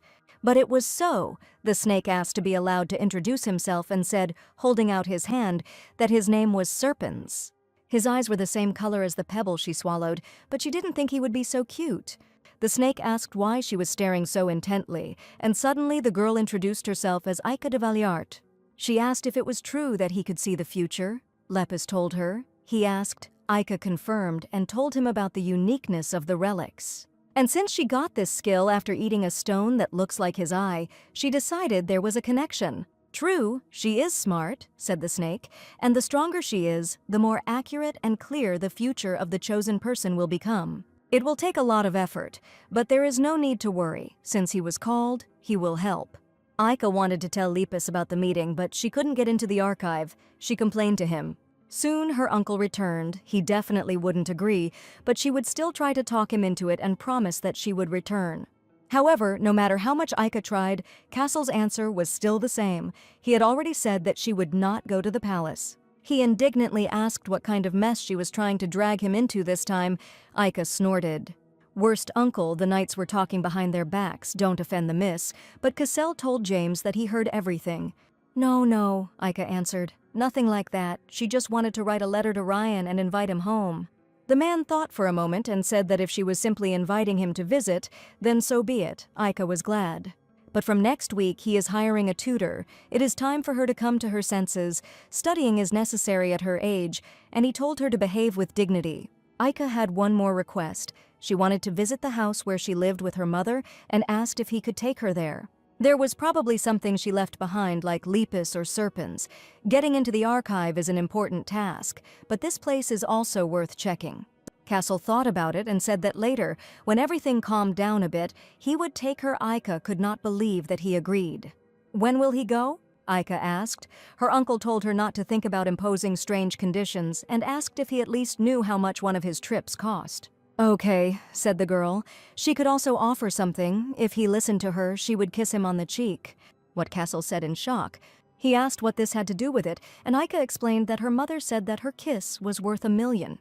So if she uses one on Uncle, it will work very well. Well, and Saria, he remembered his sister with a grin. And after thinking for a while, he agreed that if she gave him a couple, he would think, Aika was surprised, that then there would be $2 million. What a stingy man, what a greedy man, Cassell asked irritably if she was saying that her uncle was worth less. The girl gasped and thought for a moment, and then said that there was nothing she could do and asked her uncle to bend over a little. As soon as he leaned over, Aika kissed him on the cheek. And then again and again. Cassell asked rather what and why 3. Aika proudly declared that it was a gift. Uncle asked suspiciously if she was trying to appease him because she had done something wrong somewhere again. No, she replied. And then she said that she would go write a letter to Ryan, of course, said her uncle, and asked her not to run far and not to forget to take a nap. Aika wrote to Ryan and asked how he was doing. She wanted to have more fun together, but they always had little time. So she invited him to her place to make a delicious cake, have fun, explore the garden, and play happily together. They will have a great time when they are with each other and waited for an answer. Soon Ryan received an envelope. After reading it, he smiled. But suddenly, a voice from behind coldly asked if this letter was from young Miss Valliart, whom he had seen earlier. The boy gasped in surprise, not expecting to see his father. The Duke asked what it was about, and Ryan reluctantly said that she had invited him to her estate. The Chancellor's illegitimate child appeared out of nowhere, which raised suspicions. The Duke told the boy not to go there, which horrified him. His father also told him not to ask the reason and just not to go without need. Now that's it, he said he was going. But then the boy called out to his father in alarm and said embarrassedly that it was necessary. What? He asked in surprise. Since House Valliart was loyal to His Majesty, Ryan believed this was a great chance to strengthen the ties between the families. Besides, he was in debt to Miss. To which his father irritably asked if he had forgotten his place just because he had gotten involved with Valliart. He asked him to remember that he would become the crown prince. Contrary to rumors, Marquis Legier had much to teach. He was not going to neglect his studies or training and asked for permission. Although he frowned, the Duke thought that he had never argued before. So he told him to do as he knew, but in such a way as not to tarnish the name of Kelpodius. Ryan happily thanked his father. It was the first time he contradicted him, and it was very scary. But he will see Aika again. The more they meet, the more he changes. But it's not that he didn't like it, he wanted to go to her as soon as possible. Or rather, that's what he thought. If only he had known the danger she would be in, it would have been better not to come at all. When the day of the meeting finally arrived, Ryan arrived at the party in full dress and thanked them for the invitation. He also prepared a gift for her. Aika was pleasantly surprised by this and thanked Ryan. She noticed his hairstyle, and the boy awkwardly asked, "Strange?" "Yes." No, the little girl answered hastily and said that it suited him very well. Ryan happily thanked Aika. The next moment, she dragged him along, asking if he had ever tried making a cake. "A cake?" the boy asked. "Exactly," she answered enthusiastically. "They'll bake it. Go on a picnic with a dessert they'll make themselves." Soon the children arrived in the kitchen and changed their clothes. Then Sophia laughingly suggested that they start making the cake. Ryan was doing very well, and noticing this, Aika told her friend that he had tried very hard. Ryan sheepishly said that it wasn't, and anyone could have done the same. But then he noticed Aika's sloppy cake. And he told his friend that her cake was more original and perhaps even better. Aika really liked the compliment. Aika told Ryan that he had cream on his face, and he let out an embarrassed yelp, asking where it was. Aika said that she would wipe it herself and laughed when she finished. Ryan was very embarrassed and blushed. Aika called out to Ryan nervously and hesitantly. Suddenly, Sophia interrupted them, asking the miss and the young gentleman if it was time to finish. As she suddenly noticed that they weren't done yet, "Not yet," Ryan replied sheepishly. He had cream on his face and Aika removed it. Sophia said that it happens, and she brought some flavored fudge and asked if they had forgotten that they were going on a picnic after cooking. Finally getting ready for the picnic, Aika tried the prepared dessert. "Delicious," she exclaimed, and asked if Ryan agreed, and the fry agreed that it was indeed delicious. Linda laughed and asked if it was even better when you made it yourself, wasn't it? The girl said that she would go get drinks and asked them to have fun together. Aika asked Linda to come back quickly. Suddenly, Aika remembered something and asked Ryan if she should show him something cute. "What?" he asked. "Ta-da!" the little girl announced and asked her friend. "Isn't it cute? It was a bag that her mother made. There were a lot of important things here. There were even some candies, and I shared them with a friend. He thanked me." There was a lake nearby, and Aika suggested playing near it. Ryan agreed, but asked her not to approach too quickly. He didn't have time to finish speaking when suddenly Koron snatched the bag from Aika's hands and flew away with it. The girl ran anxiously after the bird. It couldn't be lost, because inside was a contract with her uncle. Ryan called out to Aika in alarm and asked her to stand still and not run away. He had already rushed after her, but tripped over a stone and fell flat on his face. Hitting his nose, he gasped and called out to Aika. Aika sighed with relief. It was good that the bird dropped it, but why, of all places, on a branch and in the water? It seemed that she could reach it with her hand, but the bag turned out to be a little further than she expected. She practically reached out to him. But suddenly she stumbled and fell into the water, where she couldn't breathe. A nightmare. As she lost consciousness, she remembered her mother, uncle, and Ryan. At the same time, the boy was doing something over the lake. And the next moment, it was as if she emerged from the water, because she was able to breathe again. It turned out that Ryan had pulled her out of the water with magic, but he looked angry. He was concerned about his friend's condition and carefully lowered her from the air to the ground. The boy told Ike that everything was fine, and the little girl touchingly asked Ryan if he had saved her. Ryan had a headache, and the little girl ran to him anxiously, asking if he was okay. Whether it hurt somewhere and whether it was because of the help, Ryan gasped and said that everything was fine. It was just a little dizzy. "And yes, it was he who pulled Aika out of there, really?" the girl asked gratefully. She animatedly asked her friend how he did it. "He was so cool, it was amazing, it lit up all around, and whoosh." The boy said it was magic and asked his friend to keep it a secret. Amani said that there are few people in the world who possess magic. So Ryan was one of them, Aika thought. Ryan thought so. And then he handed his friend her little bag. The boy said that he stitched it up using magical powers. Aika immediately hugged her friend tightly and thanked him. This bag was really important to her. Ryan sheepishly said that he was important to her, so he couldn't sit idly by. And he said that there might be problems, so he asked her to promise to keep this secret. What problems? The little girl was surprised, but quickly realized everything and said that he didn't have to tell. Everything was fine. She wouldn't tell anyone. Her mother said that sometimes you need to hide things from your loved ones. And she wanted to keep Ryan's secret. The boy thanked Aika, and his friend said that she should thank him and reminded him that they were friends. But then Linda, who had lost sight of them, called out to Miss and the young master, and Aika immediately recognized the maid's voice. And taking the boy by the hand, she called him to go. As they walked towards Linda, Aika asked if Ryan wanted her to confide in him a secret too, and he asked what it was.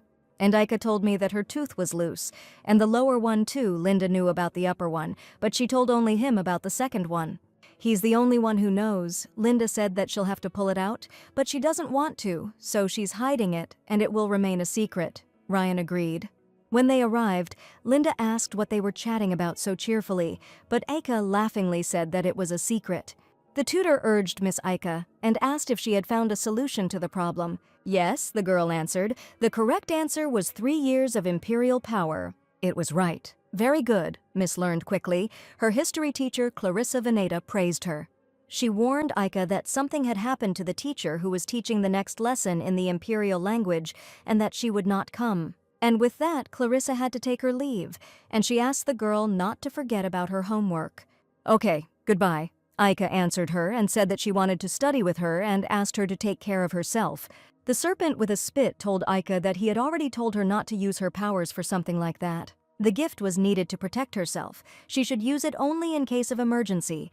Aika apologized for the mistake. All day long she begged her uncle to take her to the palace, but it was all in vain. She doesn't see Ryan because he's busy. So she started special training with serpents. After hard work, she got a little used to the abilities. But she still had a long way to go, and Serpens was a rather strict but capable teacher. Now she had to practice again and again. If she wanted to see the future, she needed to be good at reading the aura. Each person has his own energy, the snake said, and offered to go to a place where there are many servants. And he asked if she could see now, but Aika could not say that she had seen anything.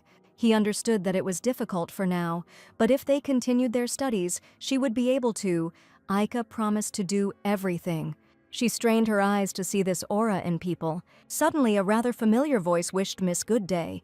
This man was Repo. He asked the girl what she was doing there, whether she was looking for something to play. Not quite, she answered and asked where he was going. Repo had finished with the master's errand and was just about to bring him a report. Aika noticed that her name was there. Yes, Repo answered. These are funds allocated for her and asked if it was difficult to understand. The girl knew this and asked if it was because of her. The uncle said that she was ruining him. That's why there were so many zeros there. Repo laughingly said that the gentleman was just teasing her. She could ask for at least a golden carriage. They were not threatened with bankruptcy. But the girl refused. After all, a golden carriage was too much. Suddenly, she saw a strange red stream of energy around Repo and felt a strange feeling. Repo became alert and asked the miss if she was okay. The girl was shaking as if from the cold. She replied that everything was fine and stopped the man's hand. And then she immediately ran away as if nothing had happened and told the man that they would meet later. Repo remained in ignorance and misunderstanding. As soon as they were alone, Serpens asked the girl if she had seen it. Yes, Aika answered. She noticed a red glow around him and asked, "Is that the aura?" The snake confirmed. But there were no predictions. Then Serpens suggested that Aika try to look at his back. The little girl immediately looked back. The picture was reflected in her eyes. She immediately stopped running and asked in surprise if she had looked into the future. "True," answered the snake, and then Aika, seeking justice, told Serpens that she would need his help. After a while, Cassell threw the report aside and asked Repo if he couldn't even do his own job. He was going to the estate tomorrow, so he asked for everything to be ready by today. But Repo was sure that he left the report on the table. The Marquis asked with displeasure. The report grew legs and ran away. The man asked the gentleman for forgiveness, saying that he would prepare a new one by morning. As he left the office, he was squeezed out like a lemon, anticipating a sleepless night. Aika, who had taken the report, asked Serpens if it had worked, at least for today. The snake replied, "Well, in that case, they needed to buy as much time as possible." The next time she came running and called Uncle and Repo. "Yes, miss," I responded to the call of the girl Repo. He asked why she was in such a hurry, what was the important matter, and whether she wanted some candy, of course, if possible, Aika said. Cassell said that she eats too many sweets. At this rate, all her teeth will rot. Aika puffed out her cheeks and said that this was not so, but suddenly remembered why she came and asked them to take a look. Cassell asked what it was, and Aika explained that they say there are a lot of thieves here. They break into empty houses and steal things. They maim people. Therefore, before entering his home, Repo must make sure that it is empty. Cassell asked Oreshka if she was worried about him. Repo was very grateful that Miss was worried about him, but assured her that he was stronger than he looked, so he would be fine. She screamed that this was not a joke, but her uncle was tired of his screams and asked him to stop distracting them and go play with Linda.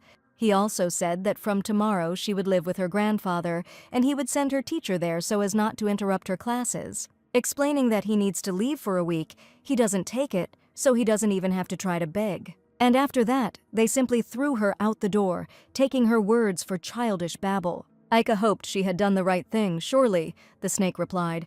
Even if he had not understood the warning, she had received a reprieve. The baby did what she could. All that was left was to hope that Repo was safe. That same night, the butler was returning to his house. The young lady's behavior seemed strange to him. She was constantly circling around the office back and forth, as if she was stalling for time. He was interested because she was small, so full of curiosity. In any case, he was pleased when someone cared about him and decided to be on the alert just in case. And as soon as he opened the door to his home, he saw movement on the second floor. And following the object that had entered his house, he shouted and asked who it was. However, the man jumped out of the window and soon ran away. Repo was stunned as he thought about what had happened. "Just don't tell me," he exclaimed in horror, and rushed to check the house for objects. However, in all the places I found only that all the locks on the doors were broken, which meant that they were looking for something specific. The next morning, the first thing he did was report everything to the Marquise. Repo decided to urgently tell him what had happened. Judging by the tracks, there were 3 of these people, and he had already requested that the pursuit begin. Lucky, because he walked with caution after the warning of the young miss. Indeed, Cassell ordered him to take an escort with him for a while. "Serves him right, since he refused an escort after his offer," Cassell said. Repo laughingly said that he would take it as a sign of concern. Then he took his leave, and Cassell began to discuss what was happening. He reread the article that Aika had prepared and realized that it contained suspicious details. For example, replacing a thief with an attacker, black hair with brown hair, and from a woman to a man. And finally, from 1 person to 3, if we consider it in accordance with the Aika adjustments. Doesn't that fit perfectly with how the thieves got into Repo's house? Cassell thought. But he quickly dismissed these thoughts, considering them nonsense, no matter how much of a genius his girl was. "She can't see the future, can she?" he asked himself. The very next day, Aika met her grandfather at the Valliard estate. They were cooing again, Cassell noted, and said that he had called all the teachers here, and instead of candy, she would be gnawing on the granite of science. Also, the old teacher of the imperial language was too busy and couldn't come. She would have a new one and asked to keep this in mind. Grandfather asked his princess not to be upset. Grandfather was ready to do anything for Aika and asked what they would play. He also suggested that she go somewhere, and suggested a toy store, and Aika was inspired. She had wanted to get into the imperial palace for a long time, but then her uncle crept up on her unnoticed. Aika immediately took her words back. "A golden carriage," she answered nervously, like she wanted to ride in one. "A small one?" Aika asked. She would put a very tiny doll in it, but in fact she did not need any map at all. But suddenly the grandfather noticed that the literature teacher had arrived, who would be working with Aika. The little girl looked out from behind her grandfather to look at this man. The man wished Miss Aika good day, and bowing, with a gloomy look, he announced that he had been assigned to supervise her training in the imperial language. He was Belfoy Logan. The teacher said she could just call him Logan, and asked if she knew any of the imperial language. "Yes," the girl answered. She could write a little. For her age, it was impressive, so Logan suggested that she write the words she knew. Mom's name is Syria, grandfather's name is Alad, and uncle's name is Cassell. And Aika, swinging her legs, continued to write the names familiar to her, but suddenly she froze in horror from what she realized. She didn't know how to spell Ryan's name and hoped she hadn't made a mistake when she wrote the letter. Logan noticed that the girl had finished the task and offered to look at what she had come up with. He literally snatched the piece of paper from Aika's hand before she finished, but the man ignored her. He read carefully what the girl had written and realized that she could only write the names of her family members.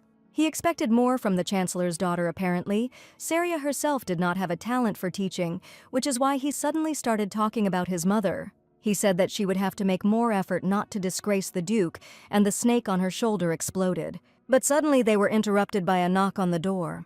Linda arrived and asked Milady if she had enjoyed the lesson. She told Logan that the lesson would have to be finished for today, and he was upset, saying that she was a very capable student. Smiling, he told Miss with some subtext that he would go and asked her to study hard. Also waiting for their next meeting, Aika, already leaving, agreed. Serpens asked Aika if she was going to say anything. "What about?" the girl asked. "About that teacher," the snake answered, and asked if maybe she should tell her grandfather. He dared to reproach Syria. He was very angry. Aika was also upset, but she really doesn't know a lot. She thought that the teacher was just being honest, and she would try harder. That same night, Duke Alod, Looking at childhood photos, remembered Saria compared to Cassell, she was a calm child. But if she did get into trouble, it was always in a big way, like when, despite all the terrible rumors, she suddenly disappeared. And suddenly she returned with this exhausted child in her arms. Covered in blood from head to toe, the researcher greeted her father, whom she had not seen for a long time, in a friendly manner. The Duke found it hard to believe his eyes that his own daughter was standing in front of him. She disappeared without telling anyone where she had been or what she had been doing, and what kind of child this was, Alod asked, screaming. 2 years. Where had she been all this time? Saria laughed awkwardly and apologized to her father. But in the end, she didn't say anything, neither about where the child came from, nor about where she disappeared to.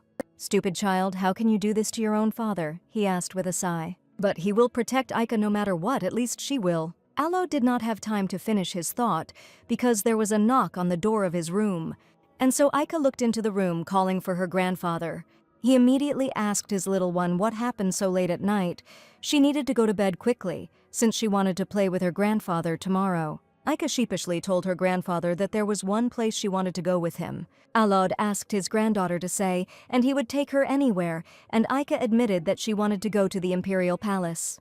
"The imperial palace?" the grandfather asked awkwardly. He wanted to say something, but remembered his son's words. During the day, Cassell had asked him not to give in if the nut begged him to go to the imperial palace and not repeat the mistake again. If she wanted to read a book, there were other places, he answered awkwardly.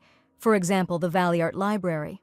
"No," Aika asked gloomily, saying that she really wanted to read in the old archive, and that was exactly what she needed. Aika really wanted to read in the place that her mother had left for her, she sincerely asked. The Duke was very touched by such a desire and such a sweet tone of his granddaughter. Giving in, he asked if she really wanted to go there, and Aika only had to answer with a simple look. Alod agreed if she would only be inside the old archive. This is a promise with her grandfather, and Aika promised him this. In the morning, Linda was getting Milady ready and asked her if she was really going, thinking that her guardian would be furious if he found out. But Aika calmly replied that everything would be fine, and her grandfather promised to keep it a secret from her uncle. As soon as her hair was done, she deftly jumped off the poof. She told Linda that she had dressed her and done her hair very beautifully, and thanked her joyfully. She had already said that she was going, but then Linda stopped the girl, saying that she had to put it on. Aika's face twisted in horror when she saw that ill-fated sign again. Serpens noticed how she was beaming with happiness. Aika asked him not to tease her. At the same time, the Duke asked his subordinate to give him the key to the archive. As he handed the key to Aika, he said that he needed to quickly talk to Count Hilo. "Okay," Aika exclaimed, and thanked her grandfather for bringing her here. Alod was absolutely inflamed as soon as he received a kiss from his granddaughter. Now he no longer wanted to go anywhere and leave his little girl. Aika said goodbye to him. Linda told Milady that she should under no circumstances go out without her, but Aika had no intention of going outside. She ran to the archives and whispered to Serpens if he felt anything. He felt that Lepus was somewhere here. This surprised Aika, but the snake said that the relics were like brothers and sisters to each other. Having approached the right place, all she had to do was enter it. But there was one thing. Linda watched my lady closely. How inconvenient it turns out. Linda couldn't take her eyes off her, she said worriedly to Serpens, and asked how to distract her. But the little snake chuckled and said that he seemed to know how and asked to simply leave it to him. After a while, the books fell off the shelf next to Linda. The girl wondered why they would fall out of nowhere. Serpens immediately whispered that this was their chance and told her to quickly go inside. And the next moment, having made a lot of noise, Lepus suddenly received guests in his monastery. "Why did it feel like she fell from above this time?" Aika asked, and Serpens replied that that was how spatial movement worked. The rabbit immediately galloped to Aika, and the girl was glad to see Lepus, because they had not seen each other for a long time. She warned that she had come here secretly, so she had to go before she was noticed, and promised to come again soon. "Ah," Lepus asked in surprise, and asked Aika not to leave, saying that he would help her. The rabbit immersed himself in time control, and having adjusted it, connected the internal and external. And so, in conclusion, he said Aika was very surprised and asked what it was. In front of her was the same one. Lepus linked her appearance from another timeline to show it as a projection from that time period. It might look a little weird, but people outside wouldn't notice she was gone. Amazing, Aika said. Since the problem had been solved, Lepus asked if she would also tell him what had happened recently. He noticed that she had greatly improved her skills since she had learned to see the future better, and all this was thanks to serpents. Unlike the one stuck here, the snake said. Lepus didn't know who he was talking about. Aika asked if they were arguing. She thought they were getting along. More importantly, he said that she needed to collect relics and fight the hunter, then how to recognize him and what to do when meeting him. Lepus thought about it and realized that she was right, so he said that he would explain now. Having asked to wait a minute, he flew off to get the book. It was a book that talked in detail about hunters. It was written in an ancient language, but she would be able to read it. A lawless robber, a predator. The girl read the title of the book. They instinctively pursue the energy of relics even before their abilities awaken. If she has already found the relic, then she should not miss the moment when the chills cover the whole body. This means that the predator is already nearby. Chills, Aika asked. Saria said that when you see a hunter or a trap, all your senses are concentrated in one point. After telling the story, Lepus asked if she had ever felt her body trembling or getting cold for no reason. It can't be, Aika realized in horror. And during the first meeting with Ryan, it was similar. And during the ball at grandfather's, so it was all this time. It seems, Aika Lepus reported worriedly, she had already felt something like this before. Already, jumping up in horror, the rabbit exclaimed. He said it was too early. If they had found out she was a seeker, it would have happened much sooner. He didn't fully trust him, but now that she had serpents, she would feel everything much more acutely. The snake said that he would definitely protect her. Looking at her watch, Lepus realized that it was already quite late, and it was time for her to go back. If too much time passes, the illusion may start to look strange. Understood, the little girl replied. But then the rabbit gasped, as if he forgot to say something else. Aika stopped and asked what was wrong. Lepus asked Serpens in surprise why his voice and manner of speech were like that. The girl looked at the snake in surprise, which trembled in surprise. He asked him angrily if he was going to shut up. He could swallow him whole. Well, go ahead, the rabbit said sarcastically. He told Aika that his voice was usually much lower and he didn't use that strange manner of speaking. Strange, the little girl asked, stunned she would not have said that, and asked Serpens if it was true. The next moment, the snake sheepishly returned to his former voice and said that it wasn't like he was hiding it on purpose. It's just that when they first met, she was really scared, and he thought if he spoke more softly, it would seem less scary. What? Aika said in shock. As it turned out, Serpens' voice was very deep. She asked her companion if he spoke like that for her sake, and even changed his voice on purpose. She exclaimed that she would not be afraid of him even if he became huge, and his current voice was very cool. So she said that he could speak as he felt comfortable, which touched Serpens very much. Okay, I will, he said in his deep voice, and Lepus was touched. She met with Lepus and gathered information, but the two are at odds, possibly due to their different species. In any case, as the girl crawled out from under the closet, she thought that she needed to go back before her uncle found out. But then, raising her head, she was dumbfounded. What? She asked, not believing her eyes, and screamed in horror. Uncle! Well, well, Cassell said angrily, what an unexpected meeting with his beloved niece. Why is it that the one who should be sitting at home ended up here? Aika asked anxiously. How did he know? Cassell asked Aika de Valliart what he said would happen if she disobeyed him. Aika nervously laughed and asked what exactly. She couldn't remember, and then her uncle angrily asked if she wanted him to help her remember. No, she screamed, and immediately they lifted her up like a kitten by the scruff of the neck. Just not this, the little girl screamed, stretching out and crying. Once in the carriage, Aika thought that they would start scolding her when they went home. However, the uncle did not say a word. He remained silent like a fish that had lost its tongue. This had been going on for half an hour already, and Aika was thinking about what to do, hoping that he would speak himself. But having finally given in, the girl awkwardly called her uncle. And making puppy eyes, she asked her uncle if he was angry, having chosen the option to be cute. And she calls it a conversation, Cassell exclaimed in amazement at his niece. The little girl trembled with fear, and Cassell realized that it was better not to scream. It was effective. His uncle's anger softened. The man sighed heavily and sat down next to her and asked with concern what to do with her. The little girl noticed that his gaze had become warmer. It seemed that he was no longer angry.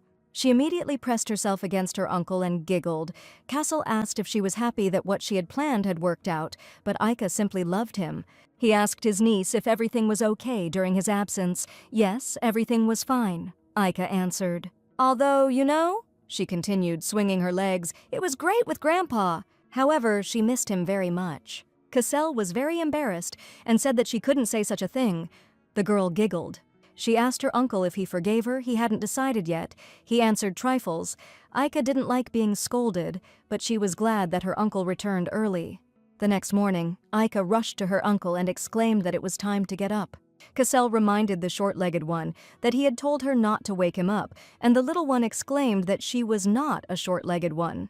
But being high was so much fun, and she asked her uncle to shake her. Cassell was amazed that she even liked it. Aika was hungry and woke her uncle up for breakfast.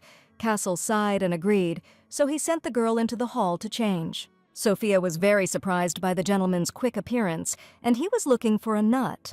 The girl ran out from behind him. The man asked where she had disappeared to if she had complained so much about hunger. The girl showed what she was running after and asked her uncle to take a look. They said that a museum had opened. Serpent said that there was a lot of stuff there, which meant that there could be artifacts there. We can't miss the chance. She invited him to go with her to a place where there were many strange and outlandish things. Cassell asked if she was interested. What? Asked Aika and said that she didn't know. She had never been there and asked if she could take Ryan with her. The man replied that her uncle had not yet decided, and she began to whine. But suddenly he asked his niece if she thought 2 million would persuade him. 2 million in money, Aika asked cheerfully and immediately agreed. And at that very moment she gave her uncle 2 kisses. He was pleasantly embarrassed, but in his usual manner said that if she misbehaved, he would take her away. They agreed that Ryan would go too, and Cassell only reminded her to send an invitation letter.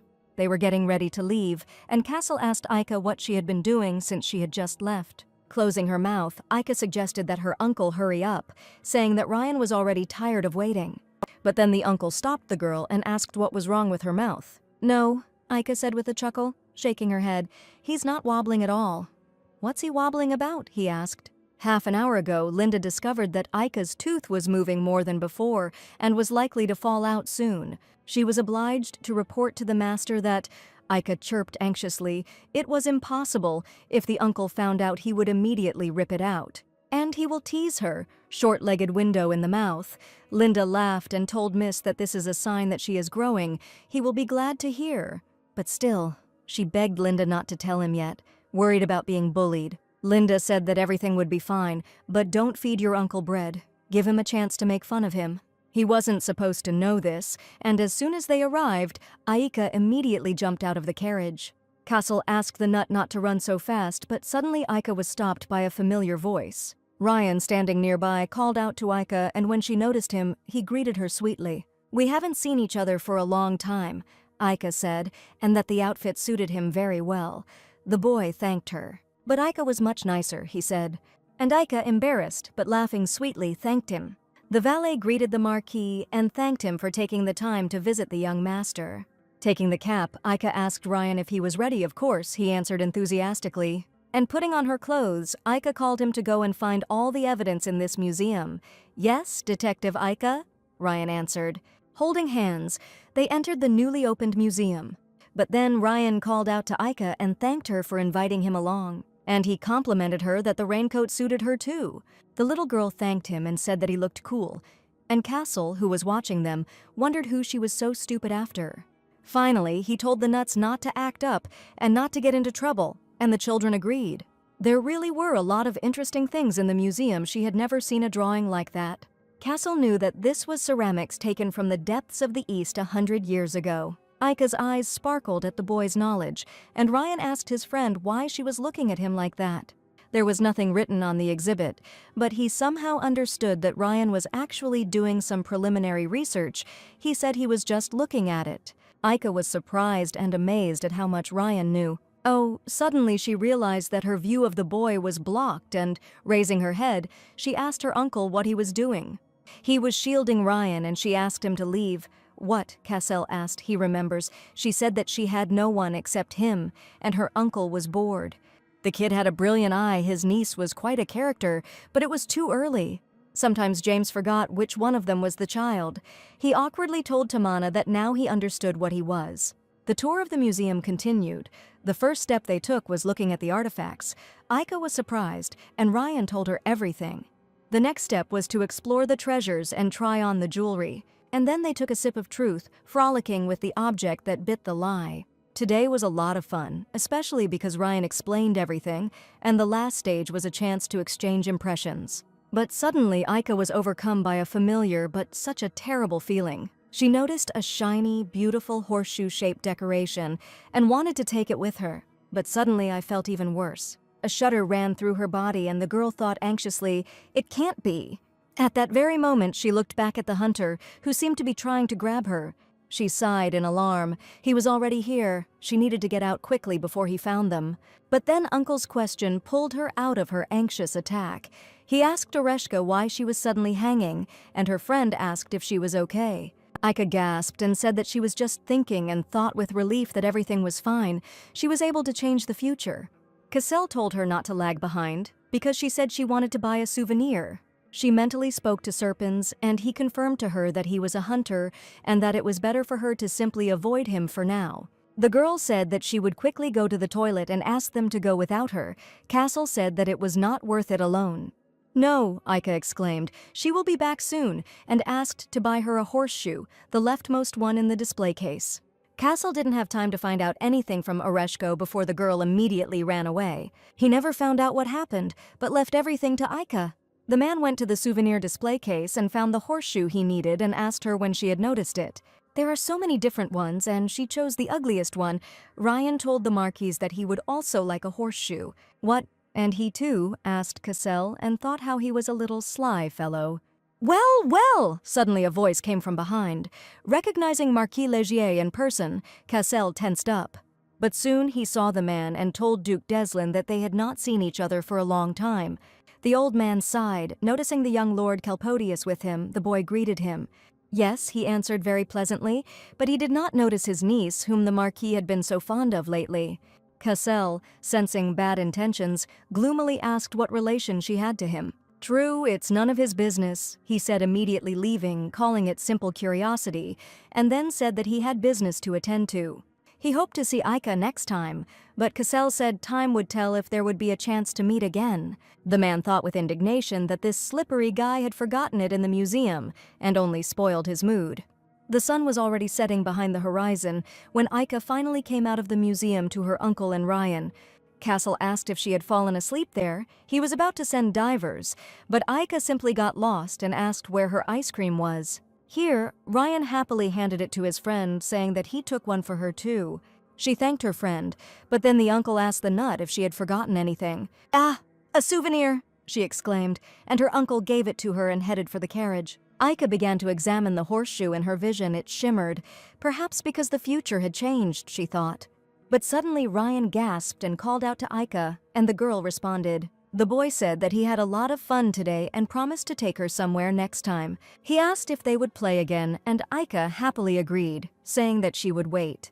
Every other day, Aika spent time with Serpens, who said that she would wear a hole in him. Anyway, it was a pity that he couldn't find the artifact in the museum, although he didn't expect it to be easy. Aika was glad that she got a cool souvenir. The snake praised the girl for doing a great job of escaping from the hunter. Miss Logan Belfoy called and asked if he could come in. The girl gasped, saying that the teacher was already here. For today, he prepared training material and suggested that she practice by copying words from the book into a notebook. Aika accepted the task and got down to business under the guidance of the teacher. But suddenly the man said that he had heard that the former chancellor and His Majesty were very close.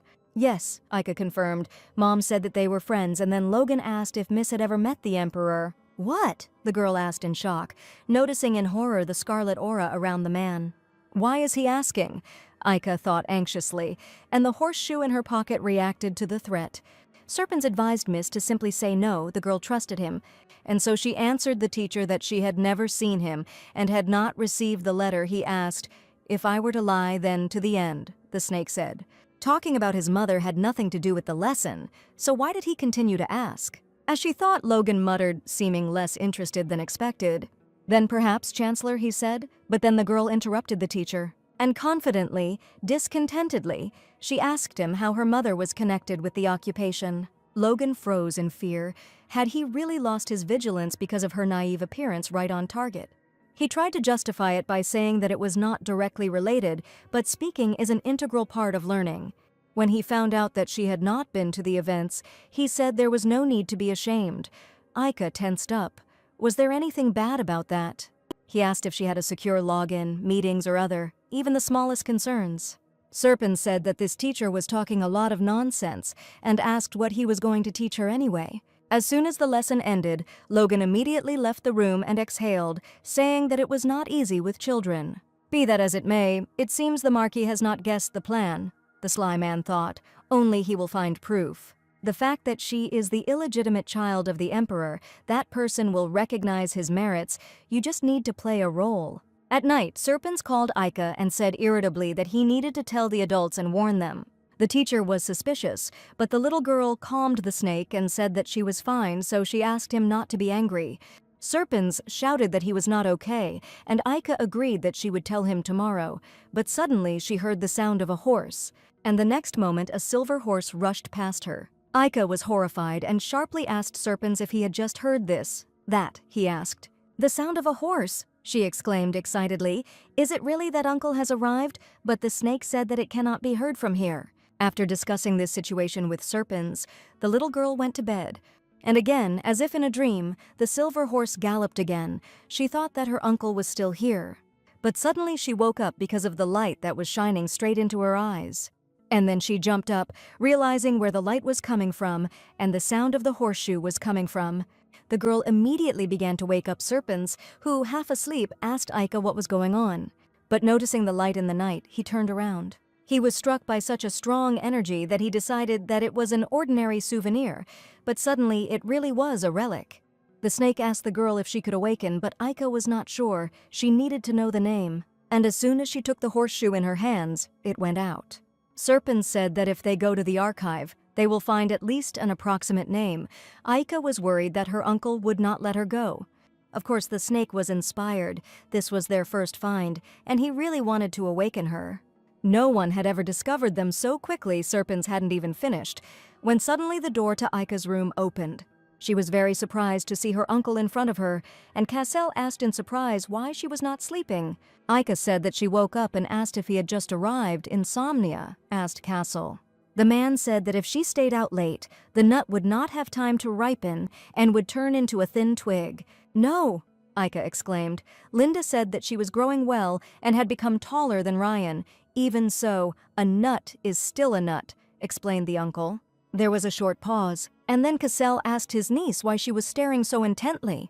The little girl awkwardly said that she wanted to ask her uncle for something. What, again, the Imperial Palace? Asked Cassell. Aika asked in surprise how he guessed. The man explained that she had been talking only about him lately. Aika had been begging that she really wanted to go there. Well, maybe he'll let me have a peek before bed, Cassell replied, which the little girl asked in surprise. Having said that she would find out everything on the spot, her uncle carried her into the dungeon. Aika said in fear that Linda had said that there was nothing interesting here. And now there is, explained Cassell. And now they are approaching the right place. Seeing everything in the basement, Aika asked her uncle what it was and whether he was building a secret base. And why does he need it, the man asked, explaining that it was a teleportation artifact, and with its help she would go straight to the archive. That is, she will no longer interfere with him going to the palace, honestly, asked Aika out of the blue. And what does she think, he asked. If she refuses, she will pester her grandfather until he breaks. One prohibition won't stop him. He asked the little girl not to kill herself during the sorties and to use it. It was a gift from him and the Emperor. From His Majesty, the little girl asked, touched. Uncle asked why he stayed away. Didn't she notice how much effort went into the creation? But before he could finish speaking, Aika threw herself on his neck with all her love. And kissing, she said that Uncle is the best, she loves him. Only at such moments, he asked. No, Aika answered, she always loves. He hugged her back, and the little girl said that now she would really obey. Well, thought Cassell, maybe it's for the best, all for Aika's sake, this path is safer.